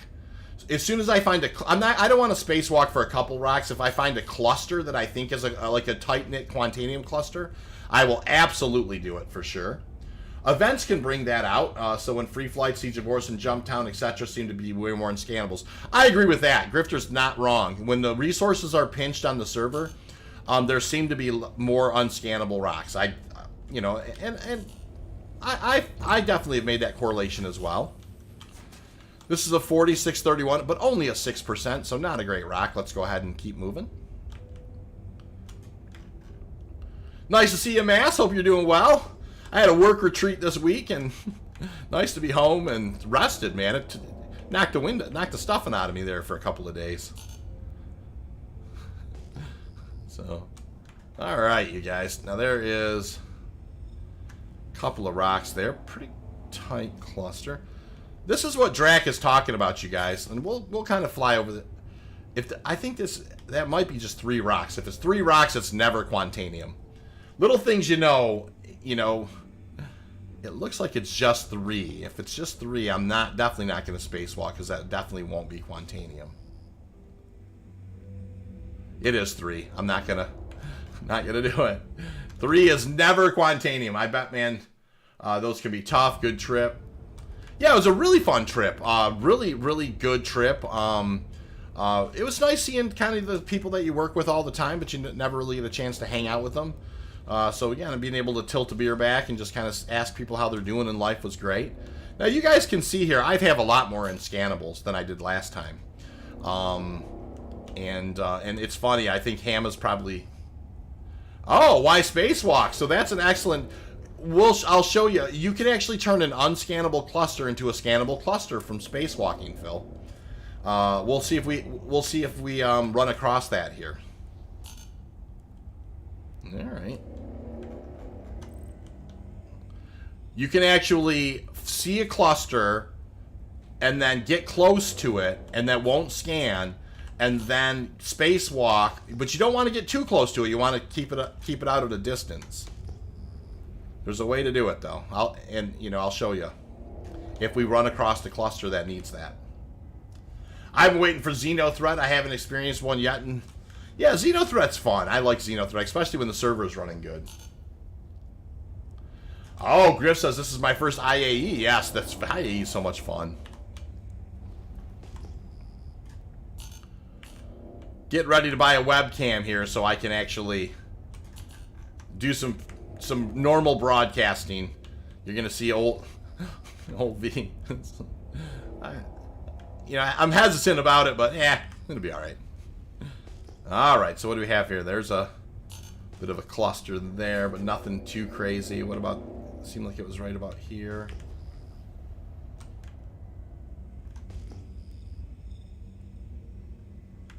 There it is. M-type. All right, no problem.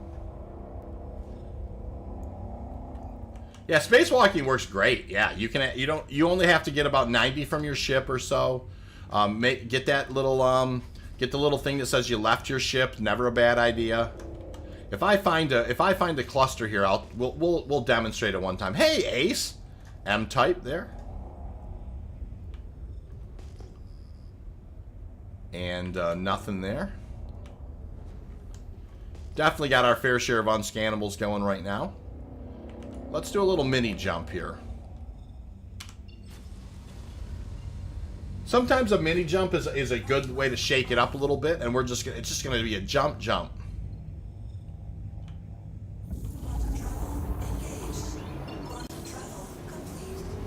Just that quick of just a little mini jump. Pull the mine laser back out, 179 scan, and off we go. All right, there's some opportunities. There's an E-type. 12.2 away. Single rock. Let me make sure it's not a cluster. Nope.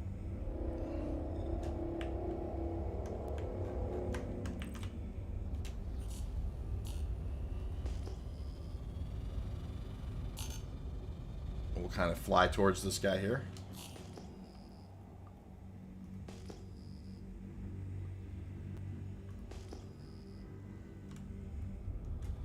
Single rock.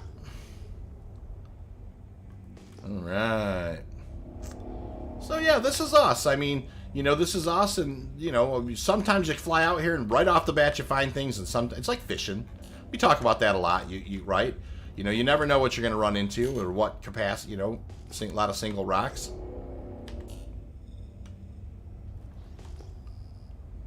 This is a big reason why we take the mining laser head off. This run, I did not take the mining laser head off before we came, and you can see that I've got more unscannables. It is what it is.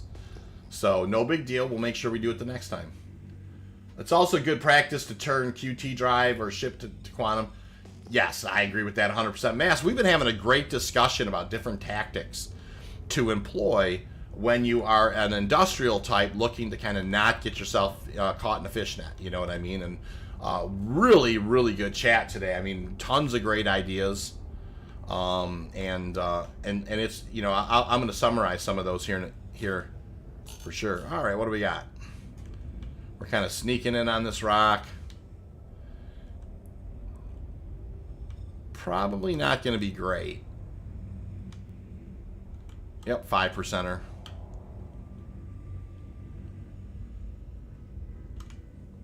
Tell me. No, it's not.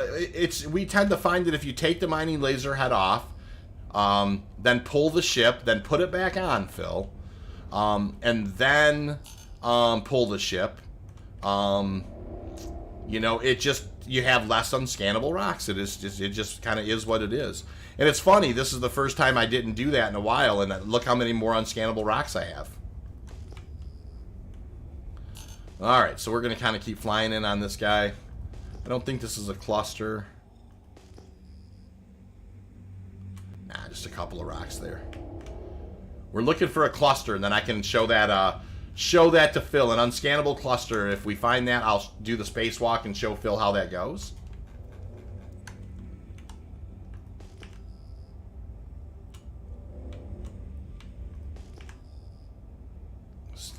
A lot of unscannables out here. That's an M-type. Well, and yeah, I almost always take my mining laser head off. I didn't do it this time, and I definitely am noticing a difference. And I did it kind of for science. I was like, I wondered if that's still kind of the thing. And it definitely is. It's a weird thing. It just kind of does something where it resets your ship where you just don't have as many unscannable rocks. If it's one of the things that I've always found, Phil, I've never seen where 3 rocks are ever Quantanium. So it's got to be more than 3 rocks. You know, hey, Ace! Oh my gosh, thank you, sir. That'll go towards a coffee fund. I appreciate that. That's very kind of you, my friend. Yeah, it's a great trick. The mining, taking off the mining head. And Mass is, you know, I can't take credit for it. I mean, Mass is the one who kind of figured that out and shared it with me, and I've used it every single time except for now. And I feel like I am kind of paying for it a little bit. So it's just fine though, you know. It's kind of fun. Let's go. We'll just kind of keep moving forward. I think I've scanned all those. Ace, I can't thank you enough, truly. I mean that. That's very kind of you. And, yes, and if we find an unscannable cluster, we will be doing the spacewalk here. Thank you very much, you guys. Humble Monk. I found 3 rocks that were unscannable, and turned out they were Quantanium. Wow, I've never seen 3 rocks be Quantanium in the air in Halo ever. It was a running joke for the longest time. On the channel, actually. Humble, I'll have to, you know, oh, but people could trick me in the screenshot. I was going to say, I might have to have a screenshot contest for that. There's an M-type right there. All right, now we're just kind of prioritizing. Oh, there's a whole lot of opportunity markers that just popped up. Look at that. Nothing there. P-type.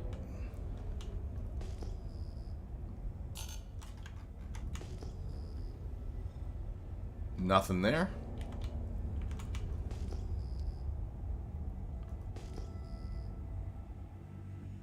Now that looks like 3 rocks to me. Let's approach. They have to be very tightly grouped. That's exactly right. What Monk is saying, like, this is not tightly grouped enough for it to be Quantanium in my mind. It's not. See how you can see them there? See them there? They're not tightly grouped enough. They've got to be on top of each other at distance in order for it to be Quantanium. But it is 3 rocks. I'm just going to go fly up next. We'll just do a visual on them and look. Because I've never seen 3 rocks be Quantanium before in the Halo. Going to give them a visual. Definitely no orange in those guys.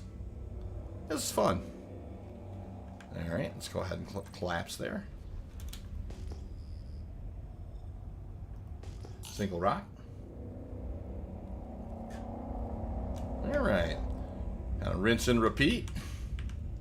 Hey, Relay, how you been, man? Nice to see you. Adventures in the Halo. How's everyone? How's the coffee's fantastic. Conversation's been fantastic. And we are doing just great. We had a unicorn run the first time out, and we are just out here kind of monkeying around. Now, I made the cardinal sin of not taking off my mining laser head before I flew out for science, and I've got a ton more unscannables than I normally do, which is, you know, it is what it is. There's an M-type, but I was curious. There's an M-type. What about this guy? Definitely, maybe time for a mini jump. Phil's not wrong. That's P-type.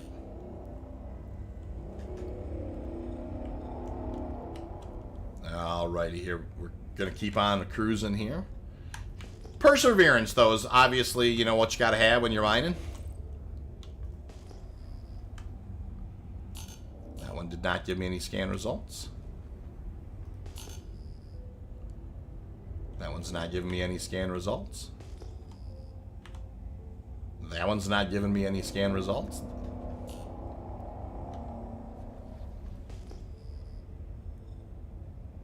There's a Q-type. Alright, let's go ahead and roll back to a 90 scan and kind of keep that opportunity marker out in front of us.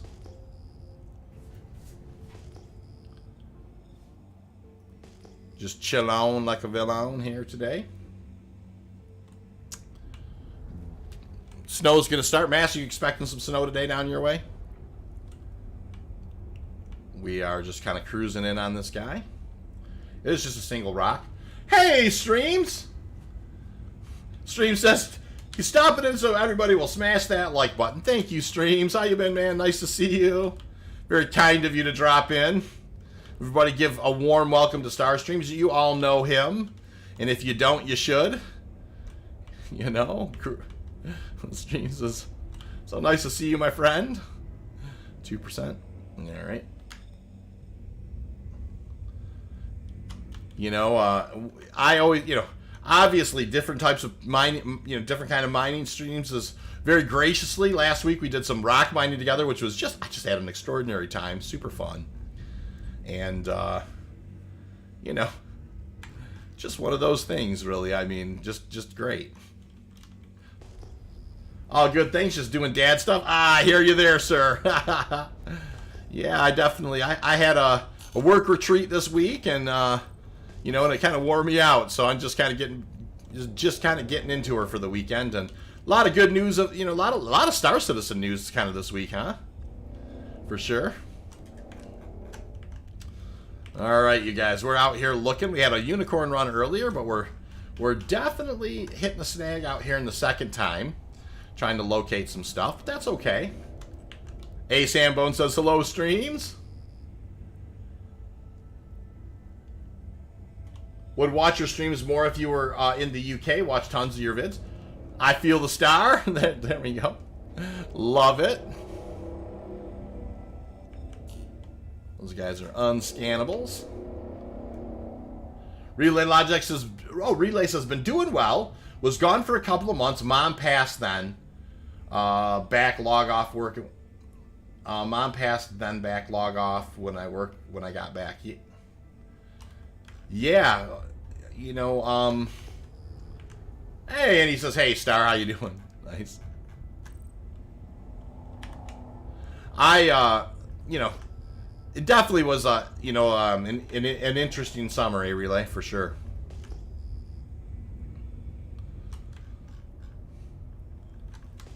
All right, you guys. So we're out here, you know, combing through the air in Halo, looking for rocks to mine. We are getting some unscannables. We are also looking for we're actually hoping to see if we can get a little blessed and find an unscannable cluster so we can kind of demonstrate. I will kind of do another mini jump here and see if I can't shake the can a little bit. And off we go.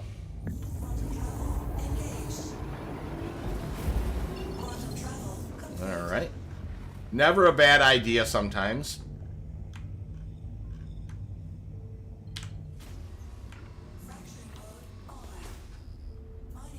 All right, there's some opportunities out here. What do we got? There's a P-type.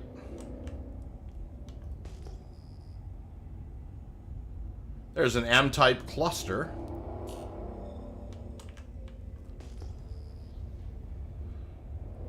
That is not going to be not giving us any kind of indication.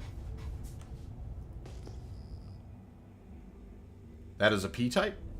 Rinse and repeat. All right, let's take a look here.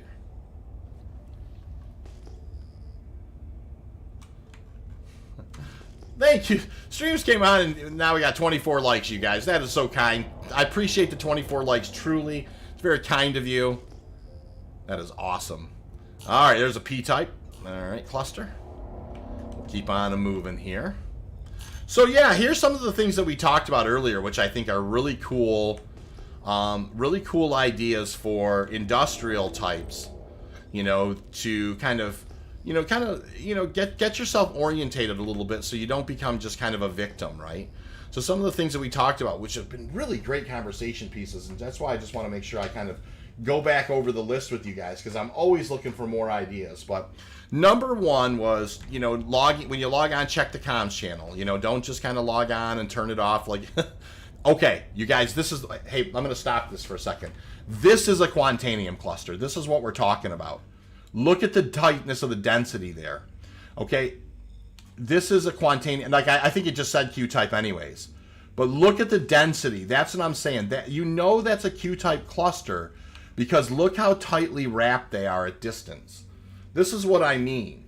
You know, so when you see them at that distance and they're that tight together, even if they don't scan, that is a Q-type cluster. They have a certain look to them. They're very tightly, you know, wound together. You know what I mean? So it's an important thing to learn, because once you learn that, then you recognize at distance, if they're unscannable, you can move forward and do the spacewalk. Now, in this case, they are scannable. But notice how dense that... they're different. M-types, P-types, they look different at distance. They really do. So it's a really good teachable moment there. When you see, you know, we just happened to get lucky as a perfect range where it demonstrated it. You know, if you see a very tightly packed cluster, that's Quantanium cluster for sure. Now, then you put it into a 90 scan and you keep pinging out, and it keeps the opportunity marker on the screen for you. It's an important thing to learn.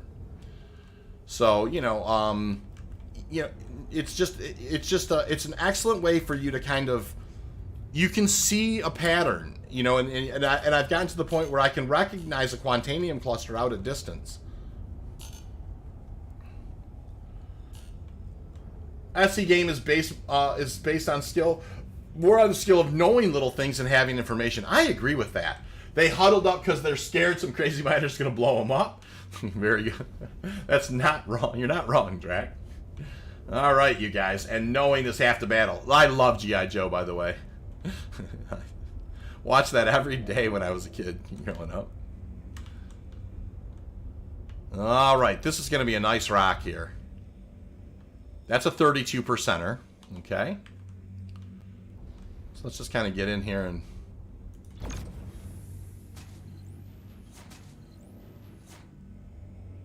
Wow, a couple of these, it's weird. This is kind of a mixed bag. Am I wrong?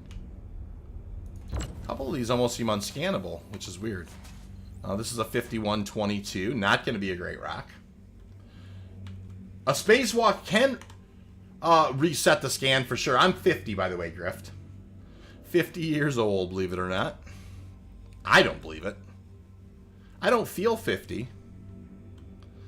But I do, you know, my beard's got some white in it nowadays. And, yeah, this is a weird... You guys, this is weird, right? Like, obviously that's a nice rock. You know, one of these was a nice rock. And this guy, that's a 3%er. There was, this guy up here. This is a nice rock right here, right? But some of these aren't giving me the outline at all. It's so strange. I'm going to spacewalk just for funsies. To see if, you know, we're just going to kind of monkey around with this. Some of these are definitely not scanning. So, I'm just going to back out of the seat. Yeah, you'll grow up someday, says Thomas. Griff says, it is Vince Vaughn. Hey, Ocean, how are you, Ocean? Nice to see you. The more you know, reading Rainbow. Exactly. The more you know, reading Rainbow. I agree with that 100%.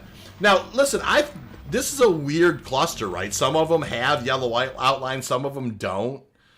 Kind of strange. Like, that is a mixed bag if I've ever seen one. So, we're going to go ahead and spacewalk our way away. And we want to wait till we get the message that says we've left the prospector. I'm curious about this.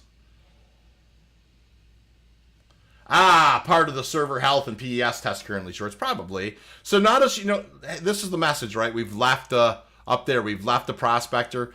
Whenever you do a spacewalk and you're trying to do this with Quantanium stuff, make sure you do get that message. Reading Rainbow. I'll get more coffee while you go peeing around. Fair enough, Drac. Great time to do it. We'll fly back in here to our prospector. I'm just kind of curious. Let's not, don't want to get ourselves in too big of a jam. Great time to have a cup of coffee, though.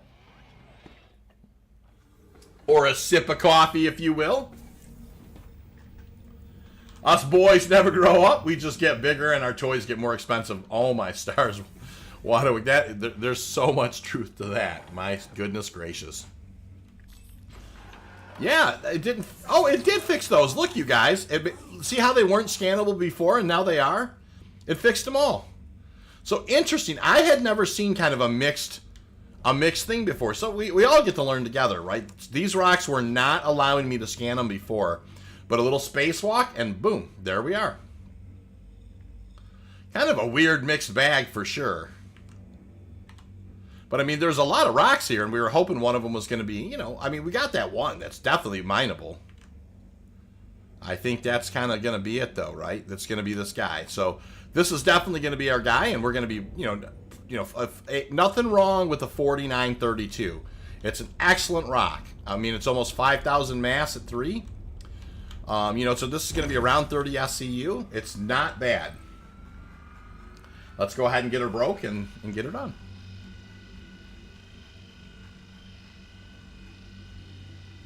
Remember, if for some reason you get stuck in space, tractor beam can pull you back to the ship. Yeah, that's true, and I think I do have a tractor beam on my multi-tool right now.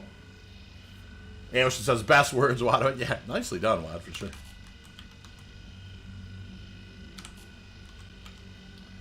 All right, you guys, we'll make short work of this.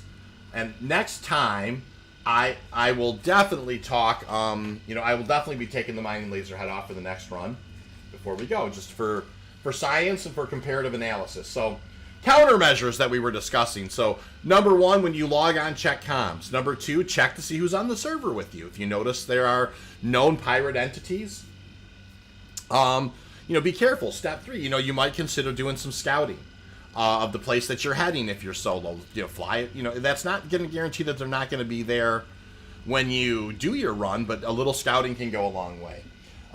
There's nothing wrong with doing zigzag quantum jumps.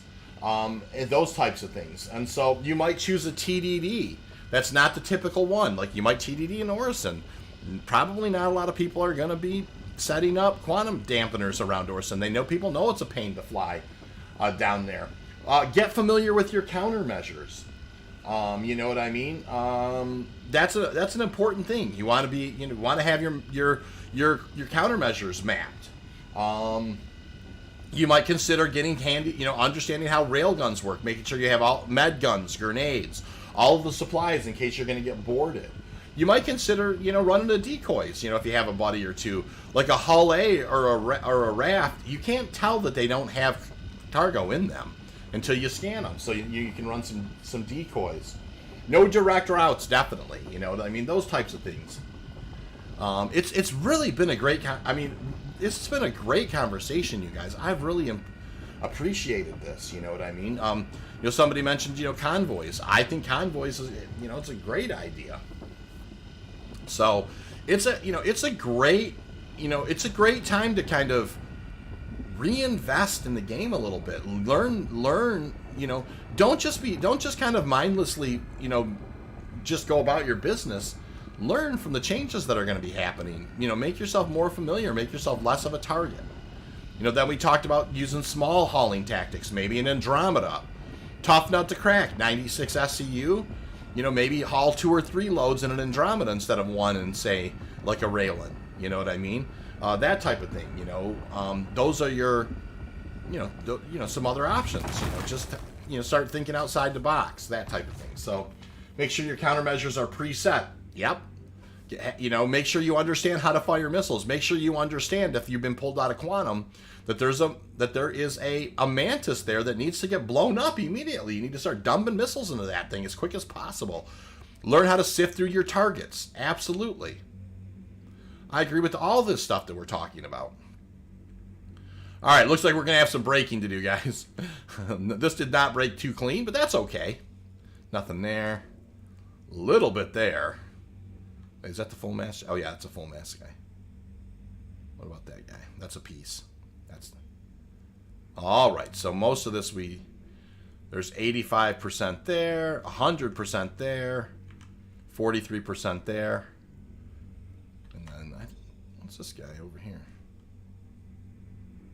Nothing? Get a little more perspective back up just a touch. All righty, let's go ahead and we'll get this guy busted down. All great tips, exactly. And I like I talked about, I'm going to be publishing a lot of these tips. I'm going to be doing a lot of mini videos. I'm going to be doing tons of videos on how not to be that guy, how not to just get caught with your pants down, just kind of, and then getting mad at the pirate who took advantage of the fact that you kind of didn't really understand how to handle your business. You know, we can't necessarily, you know, there are going to be some things probably, there's going to be peaks and valleys. There's going to be things where I feel like I'm stun locked, or, you know, we've got to work on this. We've got to get CIG to change this thing, but we can't fly around blindly and expect, you know, that, hey, you know, we're just immune to, we fly around with impunity, you know what I mean? That's not the way it's going to work, you know, so we have to get ourselves more specialized, and we have to get ourselves more acclimated to the environment that we're going to be flying around in. All right, notice I broke, this will not take much power. You know, you want to get into the green definitely before 30 seconds, and there's 35 left, so we're going to be able to break this one. Same brand. Once again, the best and most helpful community of any game. Thank you so much, Relay. You know, I really do feel like this has been an incredibly valuable stream. You know, like there's a lot of tactics that were discussed in this stream that I think are very important. And I've generated a list based on our conversation here of a whole bunch of content I'm going to be able to create. You know, so, you know, I'm really excited about that. I mine and pirate. Best moment is when I pirate. We stop someone, they fight back, do something crazy or skillful where you're just like, whoa. That's the thing, man. Don't, you know, learn how. Had the pleasure to help test Lava Evo. But not much help now in certain tier 0, so not needed the next couple patches, so I'm just relaxing. I hear you, Ocean. There's nothing wrong with that. Alright, let's fire this guy up. Gotta get this guy going. Cool.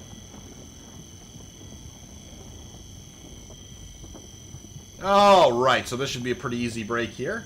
And then we'll start our scooping. 25 likes, you guys. Great day today. Ace, thank you so much again for that coffee donation, sir. That will go a long way. All the money that you guys, you know, do donate to the channel, I just put right back into the channel one way or another. And I feel so blessed to be able to be just kind of have you know, a bunch of guys who like to chat, theorycraft, mining, this type of thing, anything Star Citizen related. And I will tell you, this is a big part of my own mental health. I mean, honestly, I just love chatting with you guys. Space right down 2 SCU. Oh, yes, 2 SCU boxes to block. That's another one that Griff talked about. Use 2 SCU boxes to block ship entrances. To be honest with you, yeah, I mean, that's an excellent, you know, I mean, you know, that type of thing. I mean, obviously, those aren't as easy to move. That type of thing, you know, but, you know, it can certainly just cause more and more, you know, just using the cargo boxes as weapons. If you're, you know, being able to pull up, you know, swing one of those things around and just knock the crap out of people, you know, that's an interesting thought. Looking for some company on the next pass shorts or just want to scout. I'll Brahma. You know what? I mean, that's up to you, Ocean, for sure. You know me. I'm always open.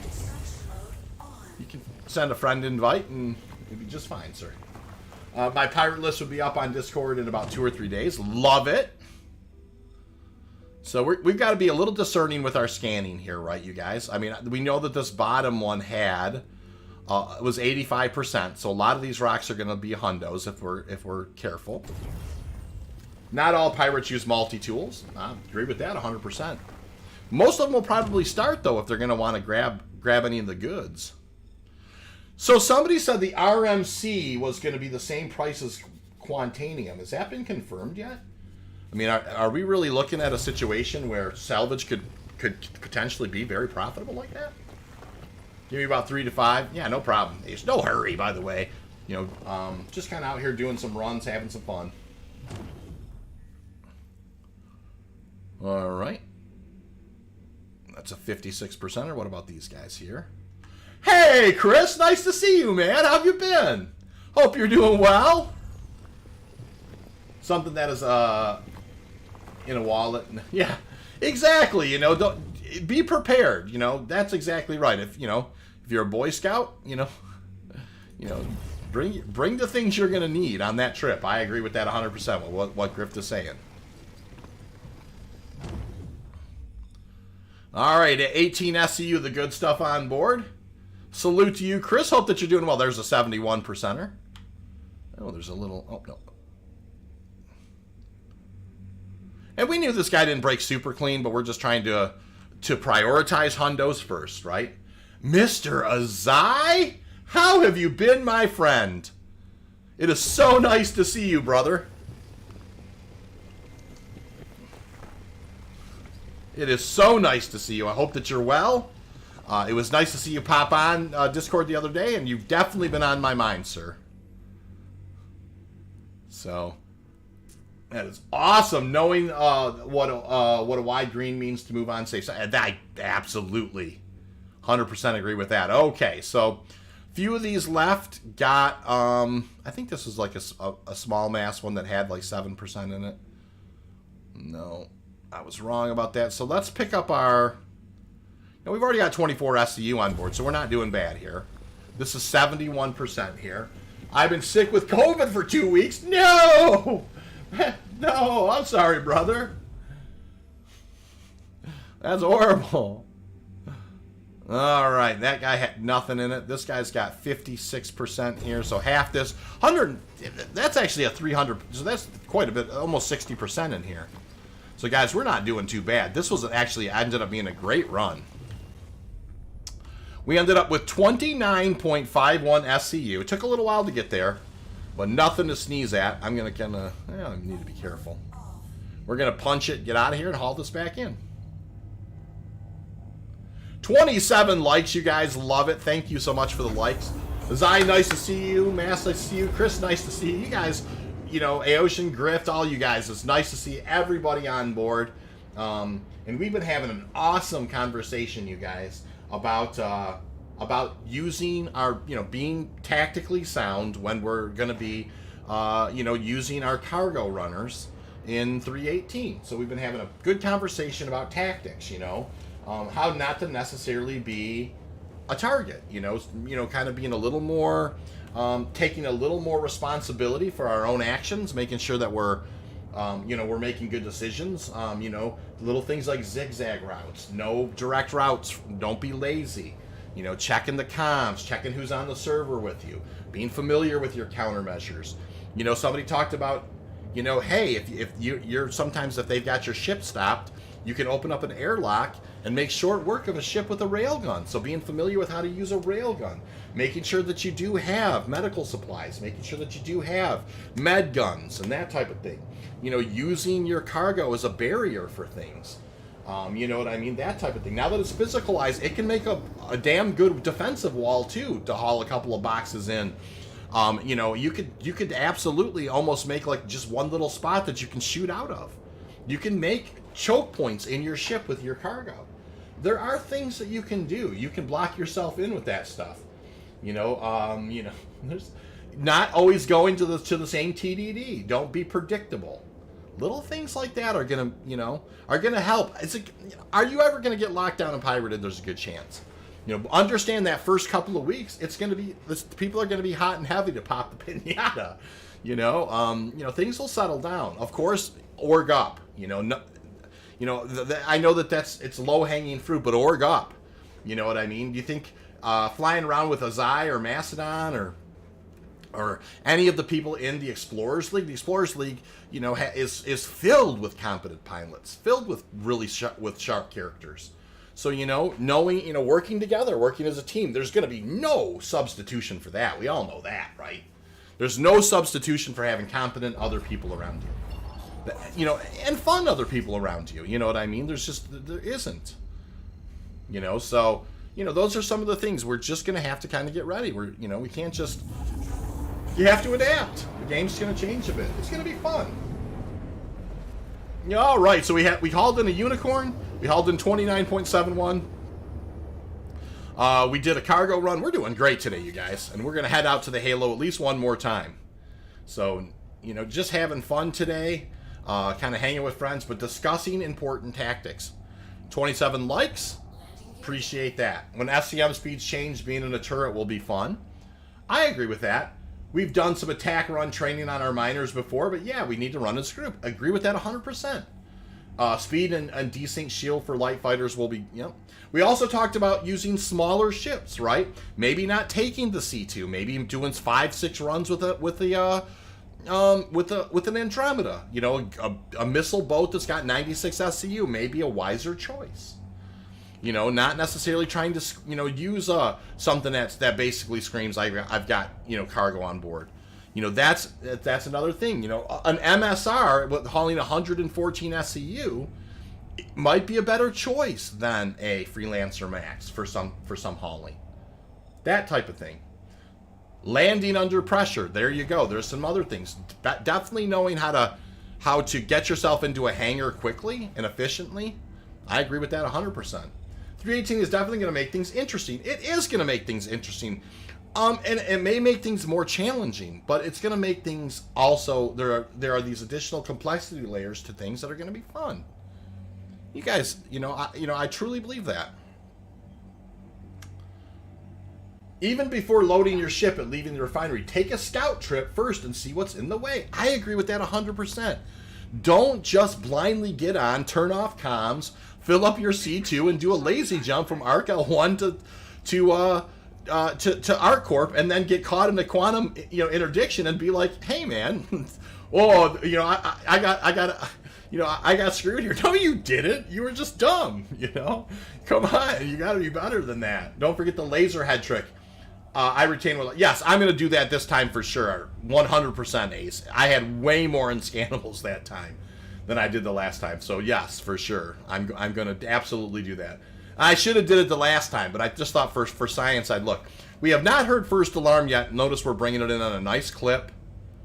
But we're chatting on our way. And just remember, the MSR isn't a Falcon. She can't do the Kessel run. Yeah, I mean, that's the thing. But it is a lot faster than a Mantis. The other thing is learning that if you've been pulled out of Quantum, there's a Mantis. You need to find that guy, and you need to pop him immediately. It's not a tough ship. Once you kind of focus fire on that thing, you can trounce that thing. More than likely, especially if you have competent. You're competent in locating the target, and you're competent in, have competent turret gunners on board or whatever. Locate that Mantis, blow him up, and punch out of there. If you crash, you learned what you did wrong in that landing. Yeah, learn from your mistakes. Absolutely. We just heard first alarm. Have a pleasant stay. And yep, we're gonna go ahead and do our post flight here. Oh, that's weird. All right. No post flight to be had. Turn the engines down and off we go. Practice decoupled flight. I agree with that 100%. Relay is 100% right. Learn tactics decoupled. Practice hot drops, hot landings. Agree with that. Some days getting my chair to coffee pot is all the challenge I can handle. Yes, I know. I mean, and one of the things what Drac is saying is I agree with. I think underneath, in the layers of what he's saying there is find a way to be anonymous. Anonymity while it's no substitution for being prepared, it helps not ever being in a situation where you need those tactics is always the best, right? So learn to be, don't be predictable. Don't, zigzag, make sure you zigzag around. Make sure you're not always doing the same thing the exact same way. And I'm terrible about that, but, there's also 10 to 15 second window before they can QED pull the snare. And there's a set range that they have the limit to be near you, about 10 cam. There is a set range. I think it's 20 cam for, but you need to prioritize and find that mantis. It is out there. If you've been pulled out, you need to find that mantis and you need to bust them. And something like an Andromeda's got so many missiles on board, and will stick out like a sore thumb, knowing what missiles will hit that thing when he's using his QED drive. Little things like that. All right, we stored this guy. Let's go down. Let's go throw this in the hopper. Monitor your shots of whiskey when playing. Hey, that's true. I mean, if you're out in the kitchen, rumbling through, looking for, looking for the chicken that you cooked earlier, and you get caught, you get caught. It is what it is, man. 20 cam and 318, yes, is 10 currently. Oh, I see. So it's going up from 10 to 20. That's interesting. I run a 5-man pirate squad, mostly extortion on miners and bunker runners.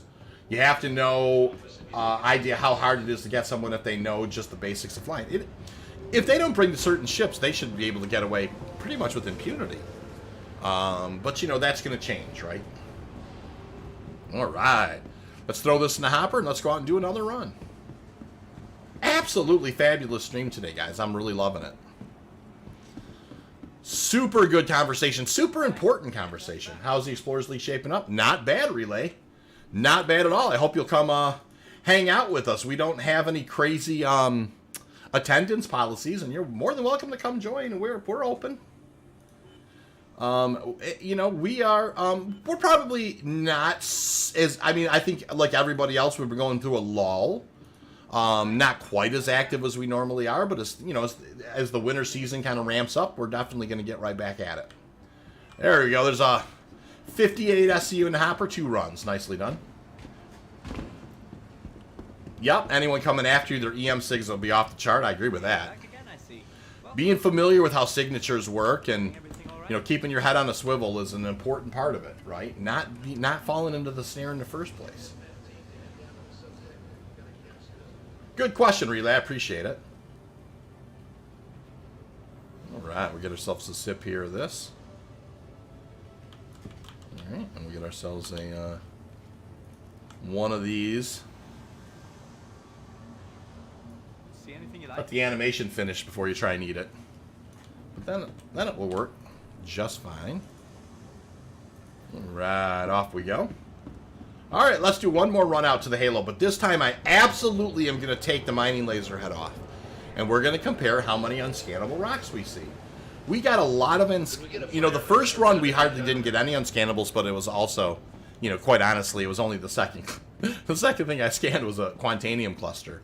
The second run out, there was a lot more unscannable rocks, but I normally take the mining laser head off as a pre-flight mechanic. I didn't do that this time. Let's do it this time and do a comparative analysis. Science. Also, people have to understand more guns, more add-on, the higher the EM is in IR. Exactly. It's a very good point, Aocean. More firepower you have. I mean, if you're trying to, and eventually stealth mechanics will play a role in being sneaky. For sure.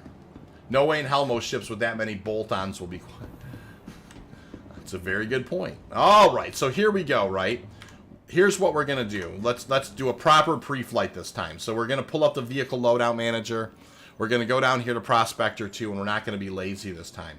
The first thing I'm going to do is I'm actually going to unequip the mining laser head. Just take it right off. Boom, save.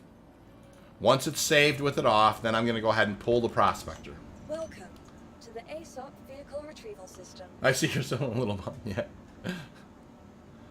All right, so we're going to go ahead and pull the Prospector 2. We're going to pull it out. Vehicle selected.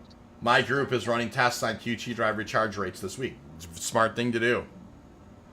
Smart thing to do for sure. All right, we're pulling this guy out.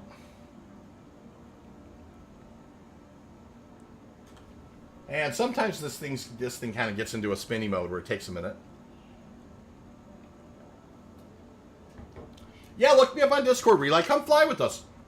We don't have real stringent attendance policy right now. You know, anybody can kind of come and hang out. We have a community and we have the org, and you can just hang out in the community if you want. Either way is fine. Hangar 1. All right. Now that I've pulled the ship, I'm going to store it, right? Because I have the mining laser head off. So we'll go ahead and store it. Now we'll put the mining laser head and our consumables back on, pull it, and go back out. Spinning up now out of MT. Want a scout or something with resupply shorts. Either way is fine, Aocean. I mean, it's up to you, sir. Let me see. Let me see if I see you here. I do. And I'm just gonna fly out to the Halo one more time and look around. All right. Oh, yep. We need to put the mining stuff back on there. Hold on. Vehicle loadout manager. Let's go ahead and come back over here. Clive, how are you, man? Nice to see you, Clive. What's been happening, brother? Nice to see you, man. All right, so we're putting the mining laser head back on here. We're going to put the FLTR-XL back on here. We're going to put the Brants back on here. And we're going to save, right? And we're saved. Now we're going to do one little extra to make sure that our settings stuck. Go right back into the vehicle loadout manager. This is just us making sure, yep, we're good there. Now we know we can pull the ship. We pulled the mining laser head off. Pulled the ship now. Exploration is definitely the game plan most. I am too. You know, Relay, and one of the ways that I wish they would really kind of do like a tier 0 of exploration is just allow resource tagging. You know, let people fly around and find Quantanium things and sell the locations of good clusters. I'd buy them all the time from people. So I wish they would just do a tier 0 like situation with that, where they would literally just let you mark rocks and sell people those locations. You know, I think that would be so much fun. Oh no, this is where the prop hop gets. What's gonna happen? Hey, the prop hop. It's getting. Oh man, it's getting juicy there. Oh my goodness. In we go. 29 likes. I'm loving it, you guys. We're doing great today. Great conversation about keeping ourselves upright in 318. Great stream so far. Good Quantanium. Excellent cargo run. We've really done great today. Just the conversations have been fantastic. Appreciate it so much. All right, so we're going to go ahead and only turn on the engines here. I wasn't able to do a post-flight for some reason when I landed. Now I can. That's great. Let's go ahead and make sure we get that in there. And we'll get that done. I am going to head right back to where I was. Why wouldn't I? You know, especially for science reasons. We're going to go right back there. The prospector tried to stop me. It did, for sure. We'll go ahead and I'll get that door starting to open, but we're not going to go out there right away. You can see it's topped off on my hydrogen and my quantum fuel, my hydrogen were topped off, so I was able to do kind of a pre-flight. Thank you very much, Griff. Says I love the stream community. I feel so blessed. I have some of the coolest, nicest people. Clive Hughes just says, just got back from the Halo. Was not any quant rocks worth mining. Only found 3 rocks max, 20% in a mole. Not that much. Oh yeah, you know, Clive, it's tough, man. It's tough sledding out there. Mole mining in the Halo for sure. So I have nothing but respect for that, brother. Mass is asking if you recently Discord messaged him. If any of you tried to reach out to me this week and I wasn't responsive, I apologize. I was at a work retreat, and I definitely was busy. And when I got back from that, I was exhausted. I don't know. I don't know why either. I'm getting old, I guess. Just wondering if that's you. Yep, no problem. Thank you.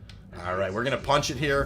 33.6, we're going to drop out. Unfortunately, I think we'll have to wait until the server meshing for custom markers. You're probably right about that, Relay. But I definitely wish they would do that. I think that would be at least an introductory scouting thing that they could do.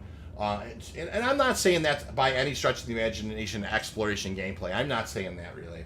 But I am saying it would be cool if they did allow like exploration ships like a Terrapin or something to be really good at locating and marking rocks.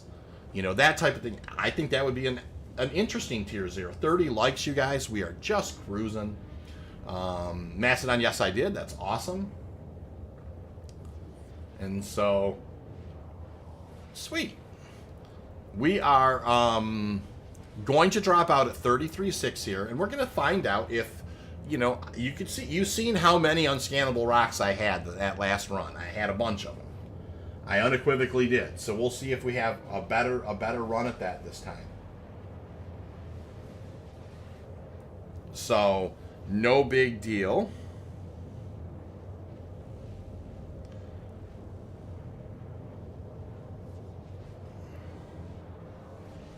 My sister's texting me. I'm gonna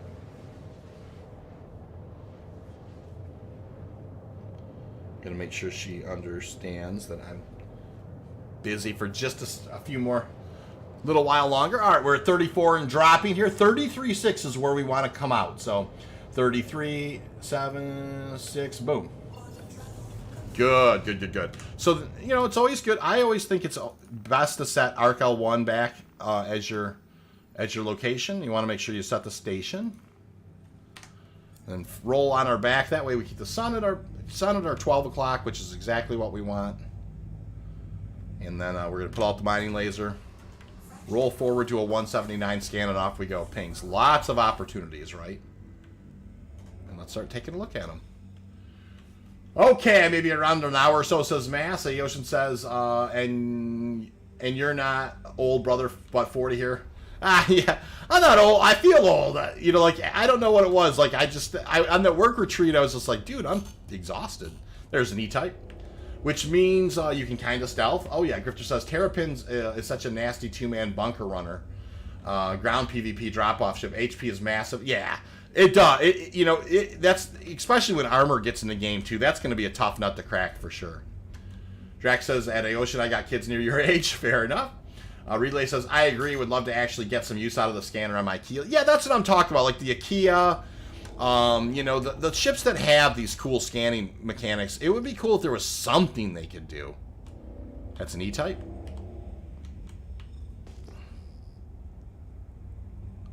That's an E-type. There's Aosha over there.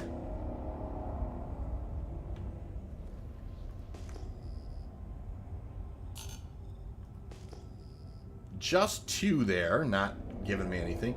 Jojo says, great conversations. Jojo, I see you lurking back there. How you been? Nice to see you, Jojo.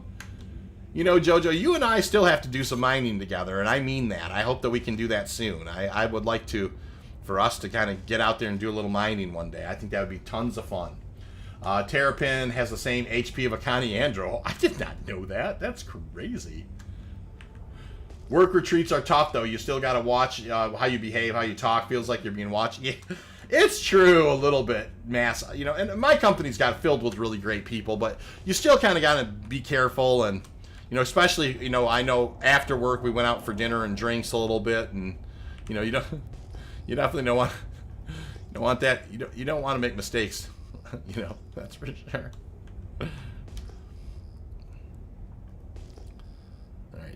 This is definitely, yeah, I love the turtle. Does the Terrapin have a high detail scanning array? Oh my gosh, yes. That's what the Terrapin is supposed to be all about.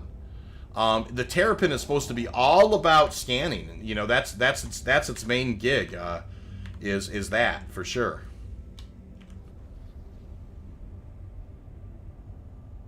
What do I do for work? I am a DevOps engineer. That's the best way to say it. I work in DevOps, and I do a lot. You know, deliver. You know, our software is a .NET application with a SQL backend, and I kind of you know, set up and do all the setup for our software as well as all the monitoring. And in DevOps, we also have the responsibility of keeping all of our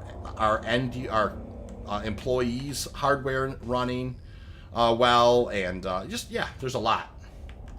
Pyro, hey Pyro, how are you, man? Nice to see you. How's the mining been? It's not been bad at all, brother. We got a unicorn and a 29.71 on board.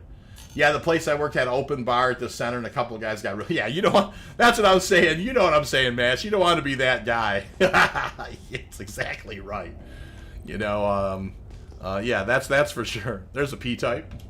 Yes, it does. It can angle up or down, though. Yes. Yeah, it's definitely a there's a support seat that's in the back of the Terrapin, right? The Terrapin has its pilot seat, and then it's its second seat, and that second seat is the person who would use that scan. It's like it's got a huge dish on, for kind of locating things. If they could just throw out like a few random unmarked stations to find, exactly.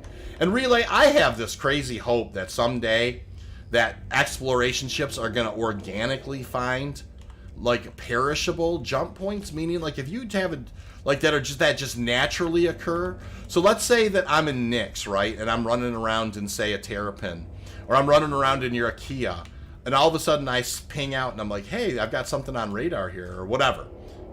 You approach it and you scan it, and it is a jump point to Pyro that's in its own little area. Like it's complete. It's not at a jump gate. It's a perishable.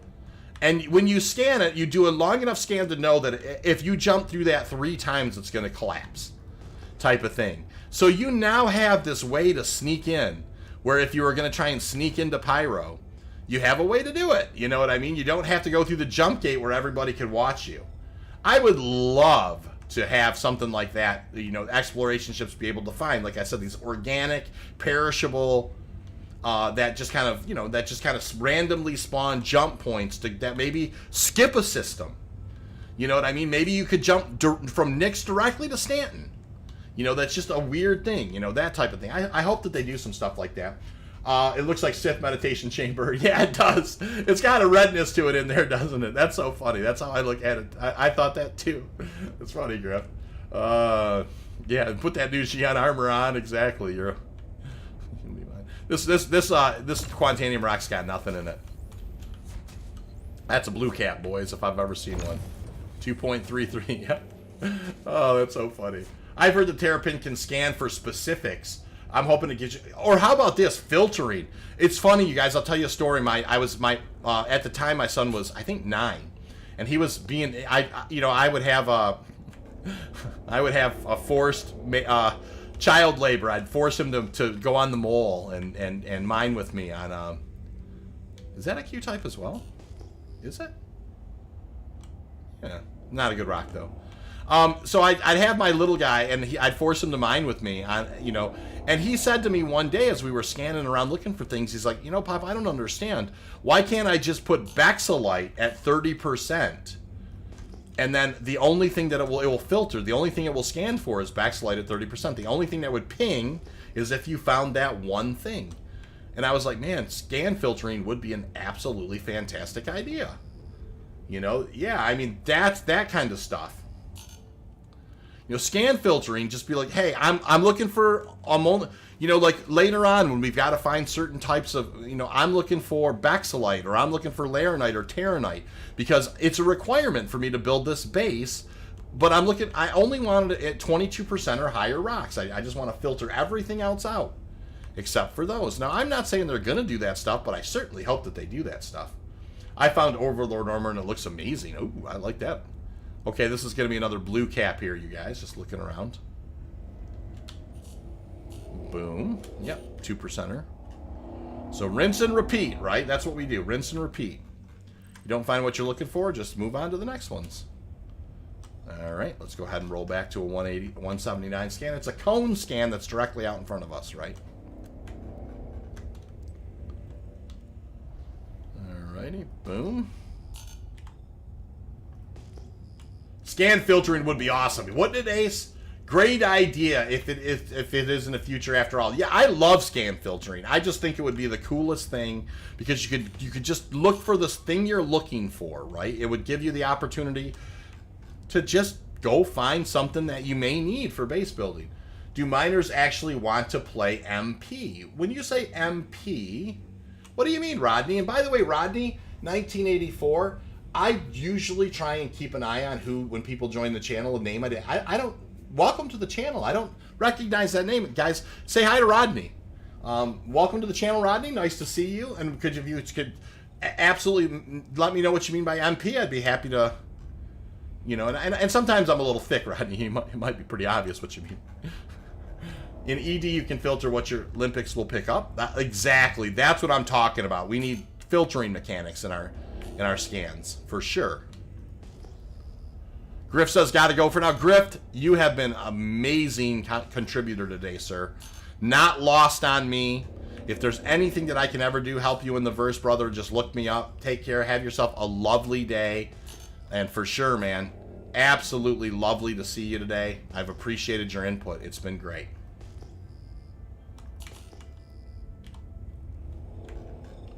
All right, you guys. Sweet. Thank you for doing that, guys. Welcome aboard, Rodney. Yeah, we love talking about, we love Theorycraft and anything. That was a mysterious statement. A little inside info. Ooh, did I miss something today? Ocean said? Let me look. What did Ocean say last? Oh, the Sith stuff. Got it. Okay. All right, you guys. What do we got here? Single rock.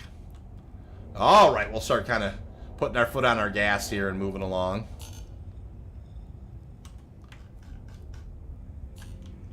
All right, so here we go. Lots of opportunity markers. Let's kind of start knocking them down.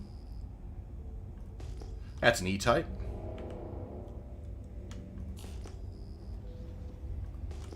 Alrighty.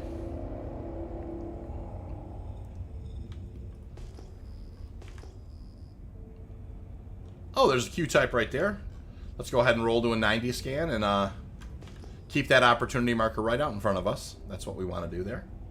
Just seeing how SE is going. Been keeping an eye on it since 2012. It's going really well, Rodney. I mean, right now we have, you know, some game loops in there. It's got, of course, it's got lots of bugs and that type of thing, but it's not, you know, it's playable. You know what I mean? It's very enjoyable.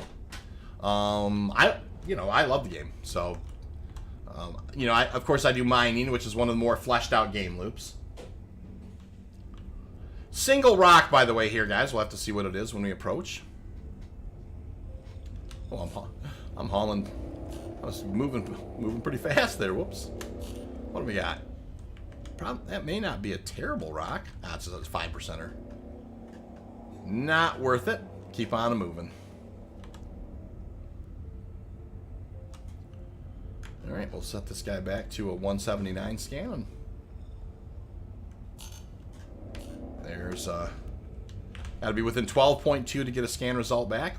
Noticing, though, that there is a lot less. I mean, you know, of course, I don't want to jinx myself. But noticing that there are less unscannable rocks. And, of course, you know, the minute I say that, you can see what happens. But the 19th, I believe, is the next free fly event. Yes.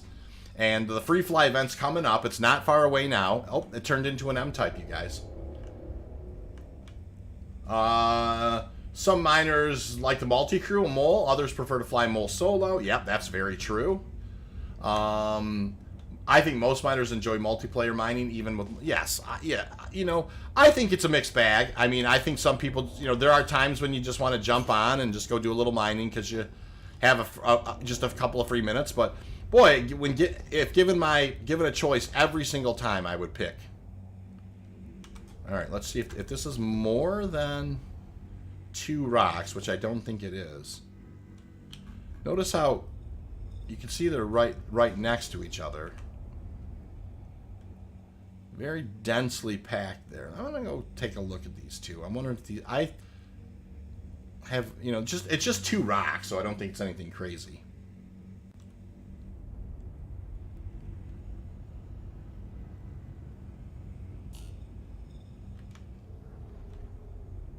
All right, we're gonna do the old.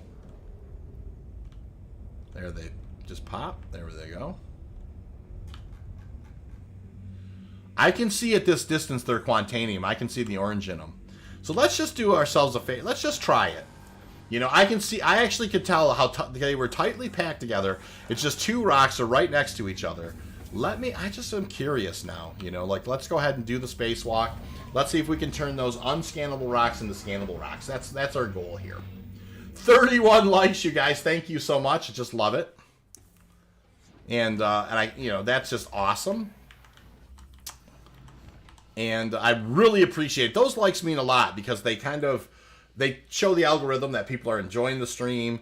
You know, definitely there are some metrics set there where the more likes you get, the more, advertised your stream is around. See how now notice when I did that here, notice right at the top you you left the prospector. It's always a good idea to leave the prospector for sure.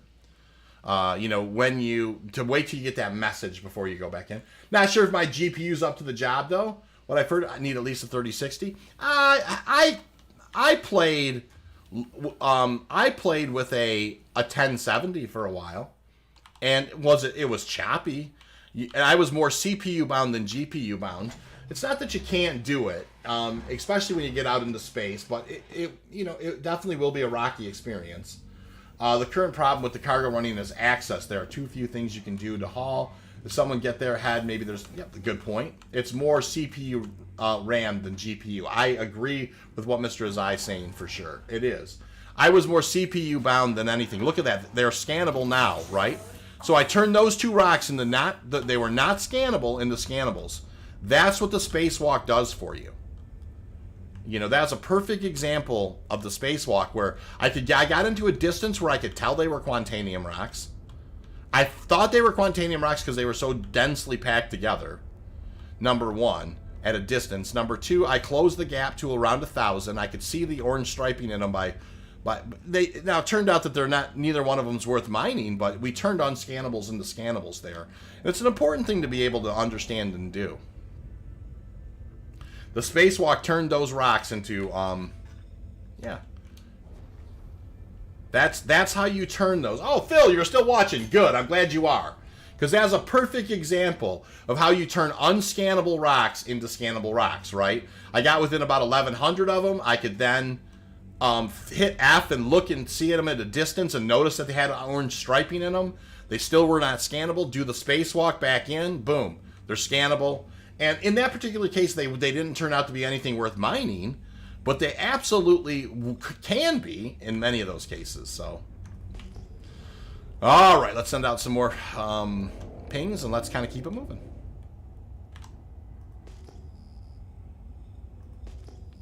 P-type there.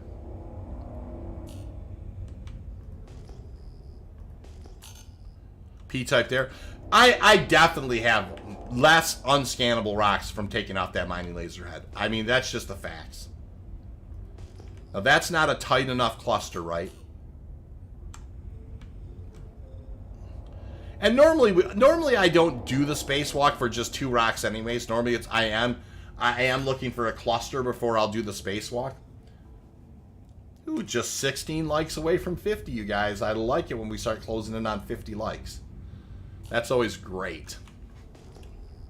Bucky 10, how you been, Buck? Nice to see you, brother. Very nice to see you, Bucky. What's happening? How you been? There's Q-type right there. 2 rocks. Let's go ahead. Oh, one of them's going to be a nice one too, you guys. It could be anyways. Let's go ahead and roll to a 90 scan. Bucky's my good luck charm right there. Nice job, Bucky. There you are. So, all right. So let's just go ahead and keep these guys out in front of us. We're moving in towards them. Looks like there's a few rocks there, or at least 2. This first one looks like it could be good. Off to lunch. Thanks for the good info. Ace, thank you so much for everything, sir. I truly appreciate it so much. Ace, please take care of yourself. Honestly, hope to see you soon. Oh, looks like this guy was just a 14%er. So not as good as I'd hoped, right?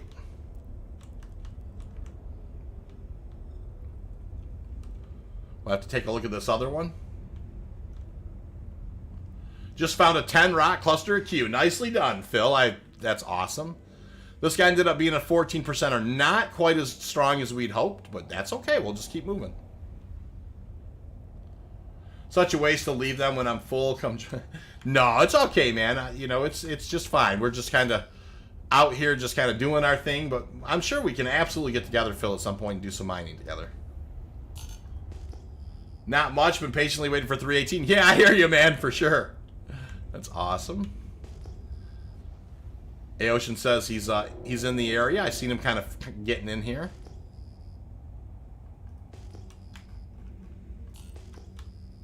That's just a single rock. I always want to send out a secondary ping to see if it's a cluster, but in that case it wasn't. Phil Nicholson, when were you mining? Nice. Oh, where were you mining? Yeah, excellent question. Excellent question. All right. Kind of keep it moving here. Alrighty. 36 likes, only 14. Do we get 50 likes, you guys? It's awesome.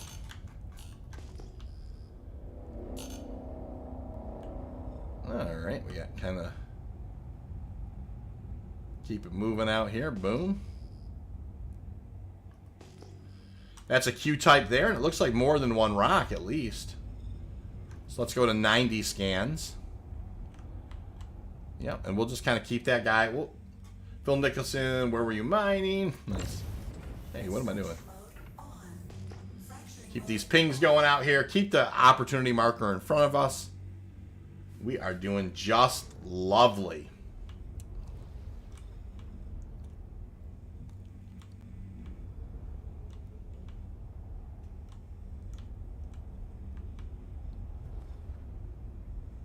All right, let's kind of cross our fingers and hope that one of these has a little bit of good stuff in it. That is not going to be a great rock. What about this one? Not a great rock there either. So a couple of blue caps for sure. Not even going to bother to do a deeper scan on them. I can certainly tell that they're not going to be great rocks, which is no big deal. All right, keep on chucking.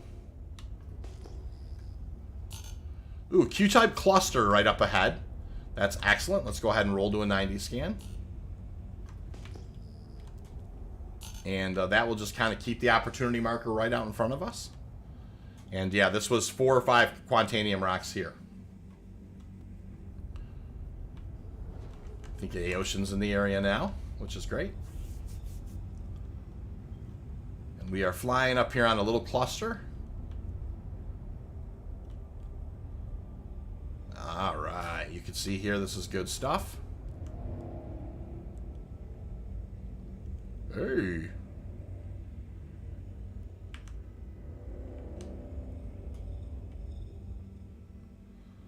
All right, not a great rock. There's one above me. Yeah. What about this guy? Ooh, that's going to be a decent rock, maybe. Ah, not as good as I'd hoped. Kind of a working man.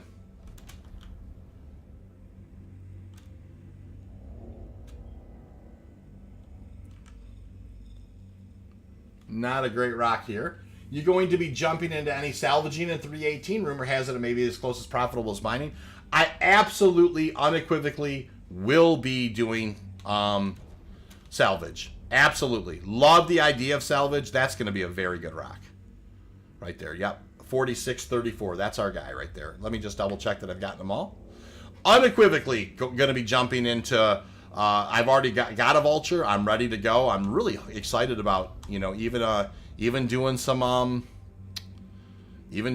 just PTU mining with it. You know, I'm really excited about it. You know, learning all the different, I'm sure they're going to be upgraded components and learning about how the different components work and what's faster or slower or that type of thing. So we do have one rock here that's worth mining. Let's go ahead and swing on it. That is a 4934. You know, definitely about 30 SCU in this rock right here. It's hard to get a sense of how big the system is in SCU. Oh, the scale's incredible, Rodney, for sure. You know, it's the scale's incredible. And it's surprising. You know, like if you get out of your ship, things look small and you get next to them and they're huge, right? Sand system fits within the orbit of IRL Earth. Which is yes, it's mind-bogglingly big. I agree. Pop that good rock plus decent one. You should maybe get a uni. Yeah, that 18%er I could pop, but Drac, I'm going to be so close to 30 SCU. Well, I guess it depends on how clean this breaks. That's a good point. Nice find, V. I wish I had miner's luck. Oh, heavens and stars, Clive. I mean, one of the things I will say is if you're solo mole mining, that's going to be really a lot more difficult to find the rocks, for sure. And I know that you like to do that. And there's nothing wrong with it. It's just, you know, kind of accepting the challenge, right?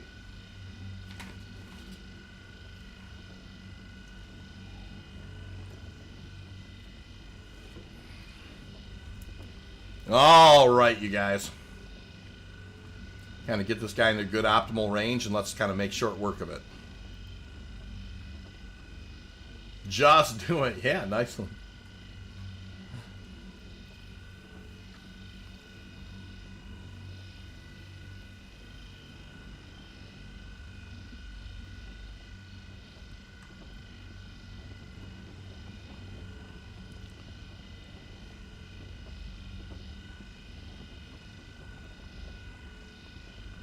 All right, we're starting to get close here. It's going to jump up into the green, and we're just going to kind of keep an eye on it. Obviously, it's always better to flirt with the optimal line than the overcharge line. But there are many times when you got to kind of let it bounce up and down here a little bit until you get kind of purchase into the green.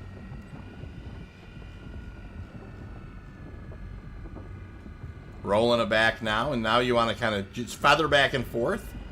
You don't want it to fall out if you can help, but you'd much rather it fall out than get into too deep into the overcharge. Good break. Some tips: take an hour just to find 20%. It's not that good. A lot of them are 2%. I love the challenge of trying to fill the mole. Best I've done is 55 SEU. That's very, very good though. That right there is 14 SEU of the good stuff. Let's take a look at this. That right there is going to be almost 18 SEU of the good stuff. So I think that's going to... all these probably won't have anything in them. That looks like almost all of it is in one rock.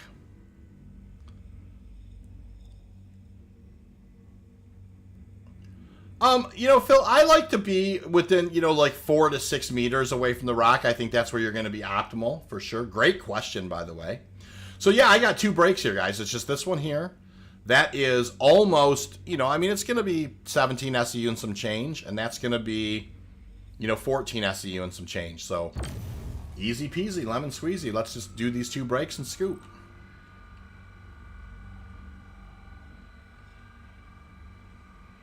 As long as it's optimal, you're good. I agree with that. Sander, it's nice to see you, Sander. How have you been? Ooh, I overcooked her a touch, looking at the chat, but no big deal. Don't panic. Just a touch. Got our instability down to 0.62. That's why, you start out with a 2.5 instability. You fire that brand, it's a 0.62. It's easy peasy. My eyes can kind of get in and out of the optimal, no problem. I can look over at the chat, and I'm not going to have a wild swing one way or the other. The cool thing is if I'm careful, I can actually... I still have 47 seconds left, right? You see the Brandt has got 45. So I'm going to be able to... I'm going to have this into the green before 30, which is my goal. 37, 36. You can see the Brandt counting down. So I'll easily be able to break this other 93%er with 1 Brandt. So 1 Brandt charge, 2 rocks, right? That's the goal here. 36 likes, you guys. That is awesome. We're only 4 likes from 40. And I really appreciate all the likes you guys have given today, for sure. All right. We're doing fantastic. And Drax's not wrong, right? If I absolutely wanted to get a unicorn run, I could go crack that 18%er and probably get that. But you know what? We're going to be so darn close here anyways. This is going to be an over 30 SEU. So I have an SE issue. I hope that you can maybe people advice. Okay, team, let's help Sander here. SE claims that my Taurus that the cargo is full, but it is not. So I can't transfer the refund ore into it. You might just take it out and blow it up. Just kind of, Sander, I hate to say that, but you might want to consider, taking it out of the station and setting it on self-destruct and claiming it, Not ideal, but that's one way to do it. I have reclaimed it from other stations. Oh, and blown it up, too. That's very interesting. I guess a character reset may be another... Oh, no, but then you'd lose that refined Quantanium. Any thoughts out there, teams? Sandy Claus! Sandy, I was thinking about you. Well, I want to pick your brain on some trading stuff, just kind of a curiosity. Maybe I can get you on a video with me. I had a couple of things I wanted to pick your brain about. So I'll be kind of tracking you down. Have you done a reset lately? Yeah, that's what I'm thinking too. All right, so that one there is one that's it's not 100%. So let's just kind of keep looking at the hundos. It's stuck in a broken state. Yeah, that's a really good point. Take it to a major city and see if you have anything in the cargo. Yeah, that's another thought too. Fly it over to a TDD and see if there's anything in there that just it sells.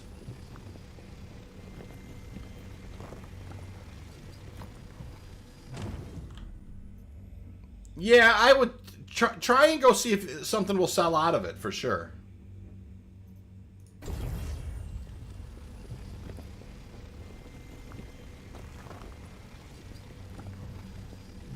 Boom. All right. I think, is that... All right, so that is that. Right? Nothing in there.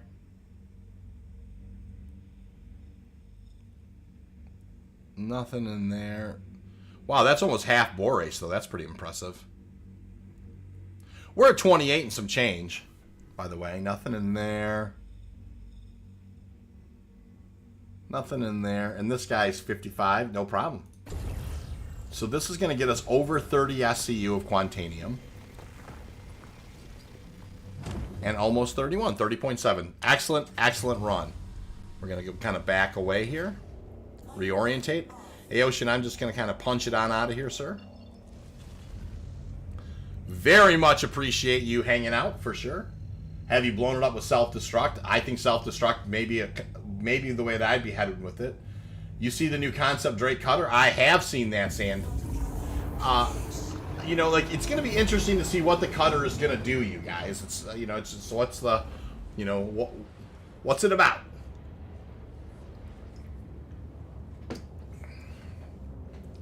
All right, so we're headed back to ARC L1. 3 amazing runs, a unicorn, a high 20s, and a high 30s, so, or a low, you know, a 30s. Unfortunately, yes, out of game there's the ARC star map, but it does not show the POIs. It doesn't, for sure. Hey, Mastodon, this is Sandy. Okay, try to move it off the pad, hit claim if you haven't. If that doesn't work on a character reset. Yeah. You know, obviously you don't want to have to do that. 39 likes, by the way, you guys. That's awesome. I appreciate it. Looks like a puffer fish. Yeah, it does look like a puffer fish. It also a little bit reminded me of the Rocinante. I think that's whatever. Maybe I'm not saying that word right, but it's from The Expanse. Kind of had that ship. How many runs you going to do today, V? Good question, Clive. I think this is my last one, actually. I've got some family life stuff that I need to get towards. You know, and I always hate when I got to go, but I think this is probably my last run. We're going to kind of fly in here, do some final numbers, and talk about it. I'm going to trade my starter ship for it just based on the looks alone. It looks like a camper van. I like that, Bucky. That's a good way. Found some videos about the cutter, just waiting for the stream to end to watch them, LOL. Yeah, I'm gonna do. Yeah, I need to do my own looking at the cutter as well. For sure. You do a reset on the RSI website. I think you're in the account settings area. Yes, in the account settings area. Bellios, how you been, Bellios? Nice to see you, brother. How you been? Good to see you. It's supposed to be a starter ship. Oh, I didn't realize it was a starter ship, you guys. The Drake Cutter's a starter ship? Is that right? Interesting.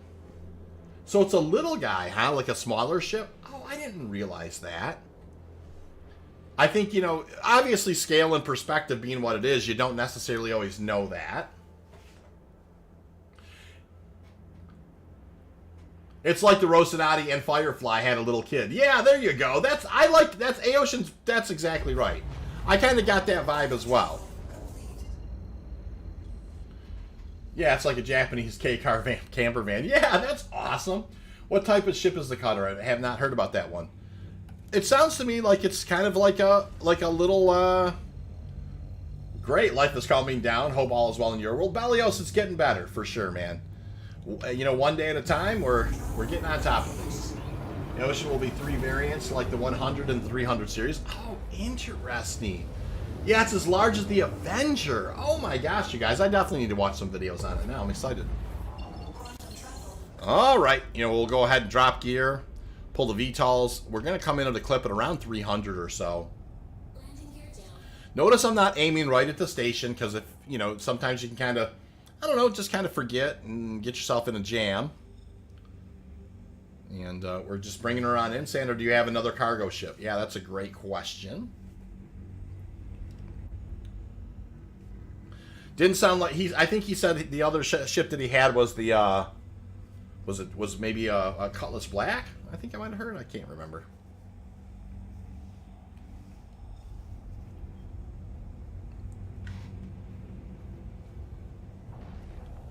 All right, we're cruising on in here.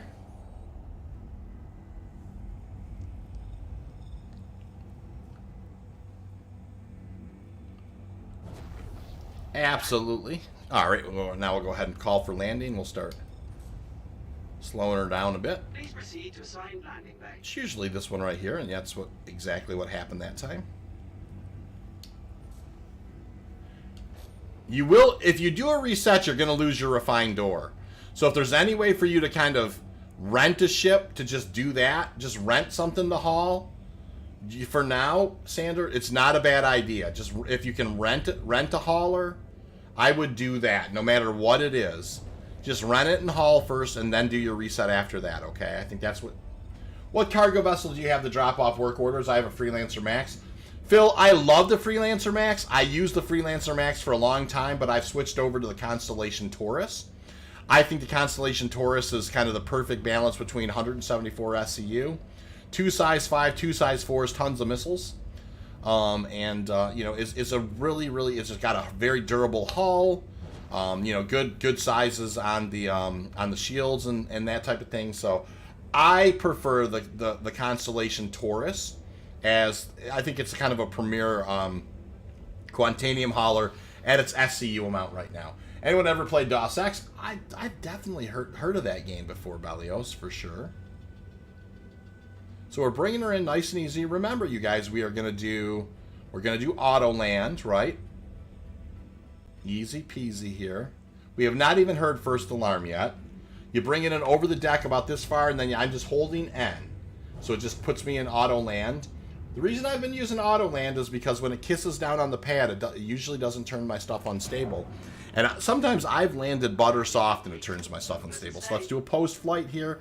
We still have not heard first alarm. We're in great shape. Gonna kill the engines and back out. I have the Andromeda, so less cargo space. Yeah, the Andromeda, nothing wrong with the Andromeda is going to become a very important cargo vessel in 318. It's just got that right balance. Hey, there's first alarm as we're just kind of stepping out the door here. So we've had an excellent stream. Let's go ahead. I'm going to go store the ship. We're going to head down to the refinery. We're going to pull final numbers. So we're going to talk a little bit about what went on today. And why today's conversation, I think, is what you guys don't understand, and what, or you may understand this, I don't mean that in that way, is the conversation today is an absolute spawn point for like hours and hours of content to make. We have had an excellent conversation today about things, and I want to make sure that I do cover those before we log off of the stream today. So we're going to go ahead and I'm going to store this, we're going to do final numbers, and we're going to talk about what we talked about today and how it was such a critical conversation and how it's going to lead to a ton of content on this channel and how much I appreciate you guys and all of your opinions about how 318 is going to be. You know what I mean? It's great. So let's go ahead and head this down to the refinery. We're going to go ahead and throw this on, and we're going to go from there. So, yeah, character reset. I would just try and rent ship to haul your ORV. You make my Saturday work mornings go by in a flash. Thank you, sir. Nate, I honestly, you know what? I appreciate you. I appreciate everybody who comes and contributes. It's just it's a beautiful thing. And hey, you know, I can't wait for us to be switching over here. We're going to be mining some, salvaging some. We're going to have, and all that stuff.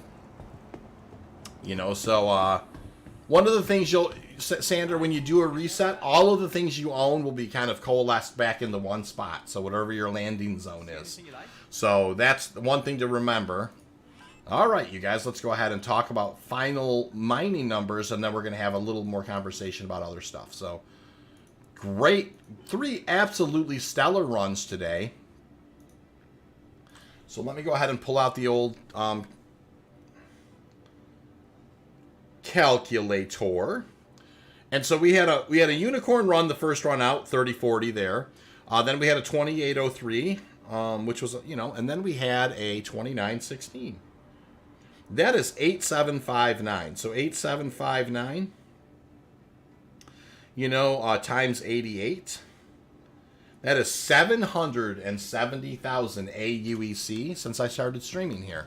So while having an awesome conversation with you guys and just really enjoying myself, we made 770,000 AUEC. So here's something I want to, you guys, one of the things I love to say towards the end of my streams is, first of all, the coffee's fantastic. We had a lovely donation today. Thank you so much for that. I can't thank you enough. Everything that you guys donate to the channel goes right back into the channel. And so I can't thank you enough when that happens. We've definitely had some people that have a lot of likes today. We had some people that joined today, so thank you so much. I appreciate all that. So the conversation, the coffee's fantastic. The Quantanium was fantastic. The conversation today was outstanding. We talked about, tactics and things to consider when you are a industrial-based cargo hauler or that type in 318. And here are some of the things that we talked about, and this is why it's going to kind of lead towards having such great content in the future. We talked about when you log in, you want to check the comms, right? Check comms, see if anybody's kind of complaining. See if you can get any insight or any intelligence on what's happening on your server based on what people are saying. Do you see some people yelling because, they're grumpy? You might even consider asking. It's like, hey, is there any quantum nets out there that is anybody familiar with? I mean, somebody who was just in one will probably tell you. So there's number one. Number two, check to see who's on the server with you. Not a bad idea. Double check who's on the server with you, and see if it's a known pirate or somebody who's pirated you before. It's important to be wary. No direct routes, right? You're not going to just lazily jump. We're not going to lazily jump from ARC-L1 over to ArcCorp, right? We're gonna do zigzag routes, right? We're gonna head towards Mike L5 for a little bit, then come back towards ArcCorp. We're gonna head towards Mike L5 or ARC-L5, one of those two. Then we're gonna come back to ArcCorp, right? We're not gonna just kind of lazily log on, not pay attention to comms, and then just jump over to ArcCorp. Okay. Those are important things to understand. I mean, it's one of those things. You really do need to understand that. So monitor comms, see who's on the server with you, and you might consider doing a little scouting run. Go ahead and jump in a ship, fly around a little bit, jump to the area you're going to be. Now, that's not necessarily going to predict. People could set up in the time you get back, but if you do scouting, it's going to help tremendously. After you have decided to take off, make sure that you understand how to use your countermeasures. Number one, make sure that you understand. You have your countermeasures are mapped. You understand how to use those. Understand that if you find yourself in a quantum net, there's obviously a mantis there that you need to absolutely learn how to filter and target on and blow that guy up. Blow that guy up and punch out of there, man. For sure. Using 2 SCU boxes potentially block ship entrances.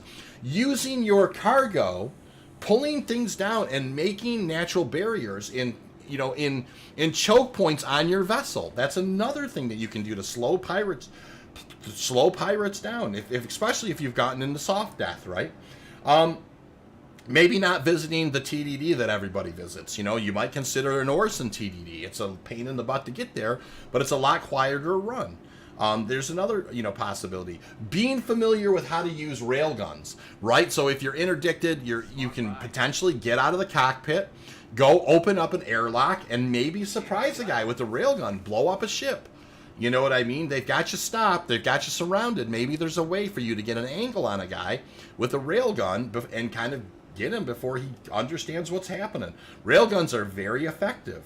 You know, so, you know, there's some other things that we talked about. There is an endless amount, you know, using small, carry weapons, making sure, just like JoJo's saying, make sure you do have ammunition, make sure you do have those things that you need. Understanding your stuff. Phil Nicholson, thank you, sir, truly.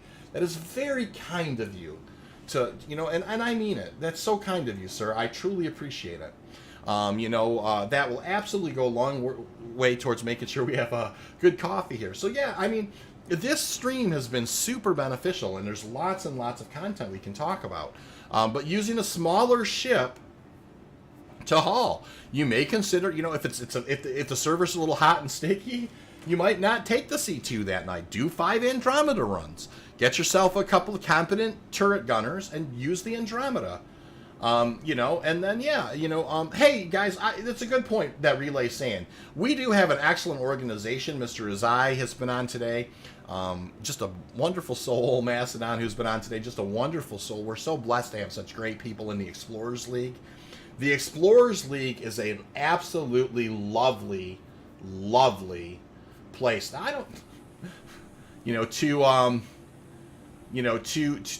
come and hang out on.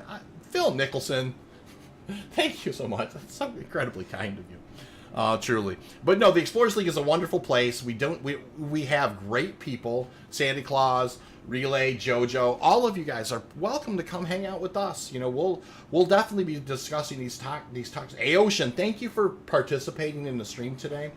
Remember, if you can afford to start mining, but you can't afford Prospector, you can use the mining gadgets to filter the gap. I agree with that. Mining gadgets are an excellent way to pair a rented Prospector as well.